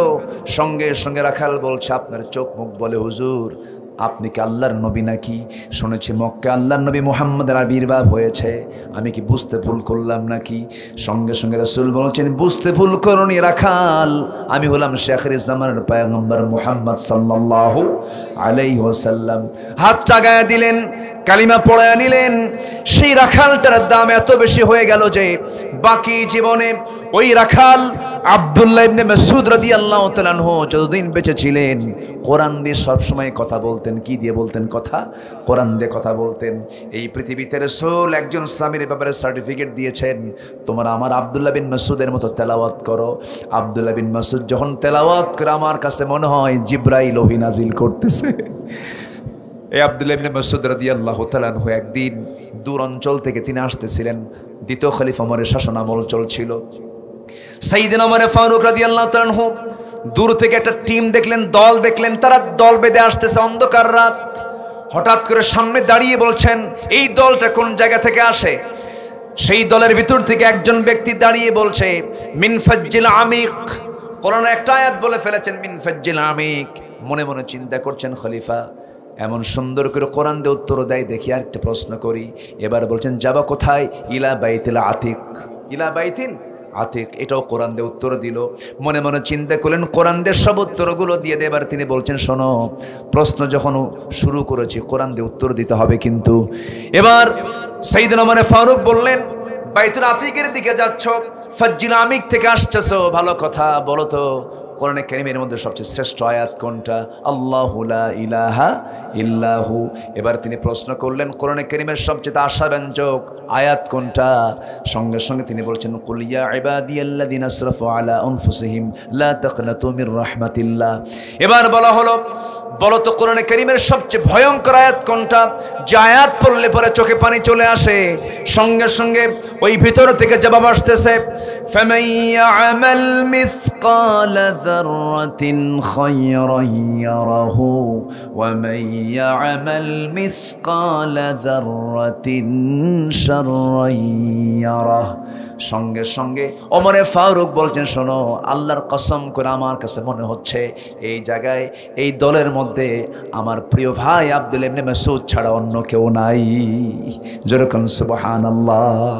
রাখাল হয়ে গেছে পরশ পাথরে, একদম একটা দামি মানুষের রূপ নিয়েছেন। ইবনে মাসউদের আঘাতেই আবু জেহেল দুনিয়া থেকে বিদায় নিয়েছে। আল্লাহু আকবার বলেন, আরো জোরে আল্লাহু আকবার। তাহলে আমাদের আদর্শ কে হবে এটা নির্দিষ্ট করার দরকার আছে না নাই? আমার আদর্শ হবেন মুহাম্মদ সাল্লাল্লাহু। আমার নবীজি ভীরু না সাহসী? ভীরু না সাহসী? আমার নবীজি দায়ী ছিলেন, আমরা দায়ী হব, জোরে বলি ইনশাআল্লাহ। আমার নবীজি সাহসী ছিলেন, আমরা সাহসী হব, জোরে বলি ইনশাআল্লাহ। নাম্বার 3 হলো ধৈর্যশীল হওয়া। রাসূল ধৈর্যশীল ছিলেন। আমার বন্ধুগণ, সফলতা অর্জন করতে হলে ধৈর্যশীল হতে হবে। রেগে যাবেন, হেরে যাবেন, ধৈর্যশীল হবেন, পুরস্কার পেয়ে যাবেন। স্বামী স্ত্রীর মধ্যে সম্পর্ক টিকে রাখার জন্য জ্ঞান দরকার আগে না ধৈর্য দরকার আগে? আসতে কয় মেয়েদের ধৈর্য কম না বেশি? তাই তো, ভালোই তো বোঝেন দেখি। মেয়েদের ধৈর্য কম না বেশি? পুরুষদের ধৈর্য, ওরে বাপরে বাপ। তালাক দেয় কে? তালাকটা মারে কে? মেয়েরা চায়, হ্যাঁ, সকাল বিকাল চায় সংসার করুম না, তালাক দাও। আছে কিনা বলেন? তাদের প্রতি লানত ফেরেশতারা লানত দেয় যারা তালাক চায় ঘন ঘন। কিন্তু পুরুষের ধৈর্য বেশি, তার প্রমাণ কই পেলাম? প্রায় মোবাইলে ফোন আসে, দু একটা ফোন আসে এই ব্যাপারে, তালাক বিষয়ে ফোন আসে, প্রায় ফোন আসে। এটা মালয়েশিয়া থাকে হলো ছেলে, মেয়ে থাকে হলো বাংলাদেশে, 2 মাইল দূরে, নাকি 2 মাইল, হাজার মাইল দূরে। সেই Malaysia, Singapore, Kuwait, Bahrain, Oman, Jordan, Iraq, Iran, এই সমস্ত দূরে থাকে এই প্রবাসীরা। আমেরিকা, সেখান থেকে ফোনে কথা বলে। এখন তো হোয়াটসঅ্যাপ আছে, ভিডিও কল মারে। ভিডিও কলে কথা বলতে বলে, এই ঘরের মধ্যে কে ঢুকলো? ওখান থেকে শাসন শুরু হয়ে গেছে। তো শাসন করবা তো দূরে গেছো কেন? বউ থুয়ে গেছো কেন? ঠিক কিনা? রাসূল যুদ্ধে গেছেন বউ থুইয়া না বউ নিয়া? বউ নিয়ে গেছেন। উহুদে বউ নিয়ে গেছেন। তাবুক অভিযানে, বড় অভিযানে তিনি বউ নিয়ে চলে গেছেন। হিজরত করেছেন বউ ছাড়া না বউ সহ? বউ সহ গেছেন, বউ থুয়ে গেছেন, ভালো কথা। হঠাৎ করে রাগের ঠেলায় বলে ফেলতে, শোন, তোর সঙ্গে আমার সংসার হবে না। তালাক মারতে সেঞ্চুরি করে, সেঞ্চুরি। আমারে ফোন দিয়ে বলে, হুজুর কাম তো সারছে কি? হুজুর 100 তালাক দিছি। কয়শো তালাক? তালাক কি 100 হয়? তালাক কয়টা বলেন? কয়টা বলেন? কয়টা? 3 তুহুরে 3টা। 3 তুহুরে 3টা ইদ্যত পালন করবে। তারপরে 3 তুহুরে 3টা টাইম, মেনস্ট্রুয়াল টাইম পার হবে। আবার সে তুহুরে আসবে, সেই সময় একটা হবে। আবার যখন সে 1 মাস পর আবার যখন সে অসুস্থ হবে, আবার সে অসুস্থতা থেকে পবিত্রতা অর্জন করবে, তুহুরে যাবে। 3 তুহুরে 3 তালাক। 3 মাসে 3 তালাকের কথা যেখানে ইসলাম বলে দিয়েছে, সে জায়গায় মারছে কয় সেঞ্চুরি? সেঞ্চুরি। এটা কি অপরাধ নয়? এটা কি ধৈর্য? এটা কি ধৈর্য? হুজুর তালাক তো মারছি, 100টা তালাক দিছি, সাথে আমার শাশুড়িকেও তালাক দিছি। তো বললাম যে শাশুড়ি কি তালাক হয়? হুজুর শাশুড়ির প্রতি রাগ বেশি, সে শুধু বুদ্ধি দেয়, এই জন্য ওরে আগে তালাক মারছে। আচ্ছা, শাশুড়ি কি তালাক হয়? ও দেখেন ঠিক কইছে একজন কয় ঠিক। শাশুড়ি তালাক হয়? তালাক হয় না। এটা ধৈর্যের পরিচয় নয়। আবার কিছু মহিলা আছে প্রচন্ড বেয়াড়া আচরণ করে, খুব উশৃঙ্খল আচরণ করে। এতে পুরুষেরও কিছু দোষ আছে। আচ্ছা, স্বামী স্ত্রীর মধ্যে যদি গন্ডগোল হয়, ধৈর্যের পরিচয় দেবে সবচেয়ে বেশি কে? হ্যাঁ, দেখছেন? বউ। দেখেন, ও নিজে ধৈর্য ধরে সব ওজন দেবে বউদের উপরে, আপনি ওজন নেবেন না। আচ্ছা, বউয়ের কামাই স্বামী খাবে না স্বামীর কামাই বউ খাবে? বউয়ের কি দায়িত্ব আছে? এটা ইসলাম কি সে দায়িত্ব দিয়েছে? ইসলাম দায়িত্ব দিছে কারে? মানে সাহিত্য দিছে কারে? স্বামীর দায়িত্ব হলো বউয়ের মুখে খাবার তুলে দাও। এটা কি সুন্নত, নফল, ওয়াজিব না ফরজ? বলেন, সুন্নত, নফল, ওয়াজিব না ফরজ? দায়িত্ব কার? ধৈর্য ধরতে হবে বেশি কার? নামাজ পড়াবে কে? স্বামী স্ত্রী নামাজে দাঁড়াইছে, ইমাম হবে কে? আপনি ইমাম হবেন, আপনি সংসার চালাবেন, আর ধৈর্য ধরবে বউ। ধৈর্য আপনাকে ধরতে হবে। মেয়েদের জ্ঞানের কিছু ঘাটতি আছে না নাই? বুদ্ধির কিছু ঘাটতি আছে না নাই? আছে, বুদ্ধির ঘাটতি আছে। আল্লাহ তাআলা তাদের বুদ্ধির কিছু ঘাটতি করে দিয়েছেন। আবার মায়েরা শুনলে কি রাগ করতেছে কিনা জানি না, এটা আল্লাহ তাআলা দিয়েছেন, কিছু করার নাই তো। সম্মানিত ভাইয়েরা, তাহলে এখানে ধৈর্যশীলতার পরিচয় আছে না নাই বলেন তো? আছে। যে সংসারে ধৈর্য নাই সেই সংসার জাহান্নামের টুকরা। সংসার বললাম, এরকম করে সকল সংসারে সবার আগে ধৈর্য আনতে হবে। রাসূল ছিলেন ধৈর্যের পিরামিড। আল্লাহু আকবার বলেন। তায়েফের কথা দেখেন, উহুদ দেখেন, বদর দেখেন, কত আল্লাহ তাআলা ধৈর্যের পরিচয় তাকে দিয়ে নিয়েছেন। তিনি ধৈর্যের পরিচয় দিয়েছেন 16 আনা। বলি আলহামদুলিল্লাহ। আল্লাহ রাব্বুল আলামিন বলেন, ফাসবির কামা সাবারা উলুল আজমি মিনার রুসুলি ওয়ালা তাস্তাজিল লাহুম। আল্লাহ তাআলা রাসূলকে বলেছেন আপনি ধৈর্য ধরেন। নাম্বার 4 হলো আল্লাহ তাআলা থেকে শ্রেষ্ঠ সুমহান চরিত্র আধার করেছেন, ওয়া ইন্নাকা লাআলা খুলুকিন আযীম। জোরে বলুন আল্লাহু আকবার। নাম্বার 5, পরিবারের প্রতি তিনি দায়িত্বশীল ছিলেন। পরিবারকে কখনো হাতছাড়া করতেন না। কোথাও যেতেন পরিবারের খোঁজ খবর নিতেন। পরিবারকে জাহান্নাম থেকে বাঁচাতে হবে, পরিবারের ব্যাপারে যত্নশীল হতে হবে। সন্তান কি করে, সন্তান মোবাইলে কি খেলে, এটার দায়িত্ব বাপ মার আছে না নাই? আসতে বলবেন না, আছে না নাই? মোবাইলে খেলা আছে কিনা, মোবাইলে নেশা আছে কিনা, মোবাইলে নোংরামি আছে কিনা, মোবাইলে জঘন্য কাজ আছে কিনা, মোবাইলের সময় নষ্ট হয় কিনা। অতএব মোবাইল ব্যবহারে অবশ্যই সচেতন হওয়ার দরকার আছে না নাই? যুবকরা সময় নষ্ট করবা না। মোবাইল তোমার জীবনকে ধ্বংস করে ফেলবে। খুব সাবধান থাকতে হবে। দেখবেন গ্রামের বিভিন্ন জায়গায় মোড়ে মোড়ে যুবক কয়েকজন বসে বসে খেলে হাসে আর দেখে, হাসে আর দেখে, আছে না নাই? মানে শয়তান ওখানে একটা মানে ইনজেকশন পুশ মেনে ধুয়ে চলে গেছে। খুব সাবধান। এরপর নাম্বার 6 হলো আমানতদারিতে ন্যায় বিচার। এটা রাসূলের মধ্যে ছিল 16 আনা। আমরা আমানত রক্ষা করব, জোরে বলি ইনশাআল্লাহ। স্বামীর কাছে বউ আমানত, বউয়ের কাছে স্বামী আমানত। কিন্তু কিছু কিছু স্বামী আছে বউকে নিয়ে ঘোরে গোটা শহর, আছে না নাই? R15 হুন্ডা ছিল না কিছু বকরা? R15 সিট, ড্রাইভারের সিট উঁচা না প্যাসেঞ্জারের সিট উঁচা? প্যাসেঞ্জারের সিট উঁচা আর ড্রাইভারের সিট নিচু। তো প্যাসেঞ্জার হয়ে বসে থাকে হলো বউ, ওটা উঁচা থাকে, মানে 2 তলায় থাকে ও, আর নিচতলায় থাকে হলো বউ। তো উপর তলায় রেখে গোটা শহর ঘোরে আর সবাইকে জানান দেয়, দেখো আমার একখান বউ আছে, আছে না নাই? এটা কি আমানত রক্ষা হলো না নষ্ট হলো? নষ্ট হলো। আবার ম্যারেজ ডে, বিকেলবেলা গধূলি বেলার একটা ছবি, বইয়ের চুল ডিজাইন করা, কপাল ডিজাইন করা, চুল আঁকানো, কপাল আঁকানো, চোখ আঁকানো, নাক আঁকানো, সুন্দর করে মেয়ের বইয়ের অর্ধলগ্ন ছবি সুন্দর করে ক্যামেরা বন্দি করে ফেসবুকে আপলোড দিয়ে লিখে দেয়, প্রিয় বন্ধুরা আসুন সবাই মিলে আজকে আমার বউটাকে জামাতের সাথে দেখি।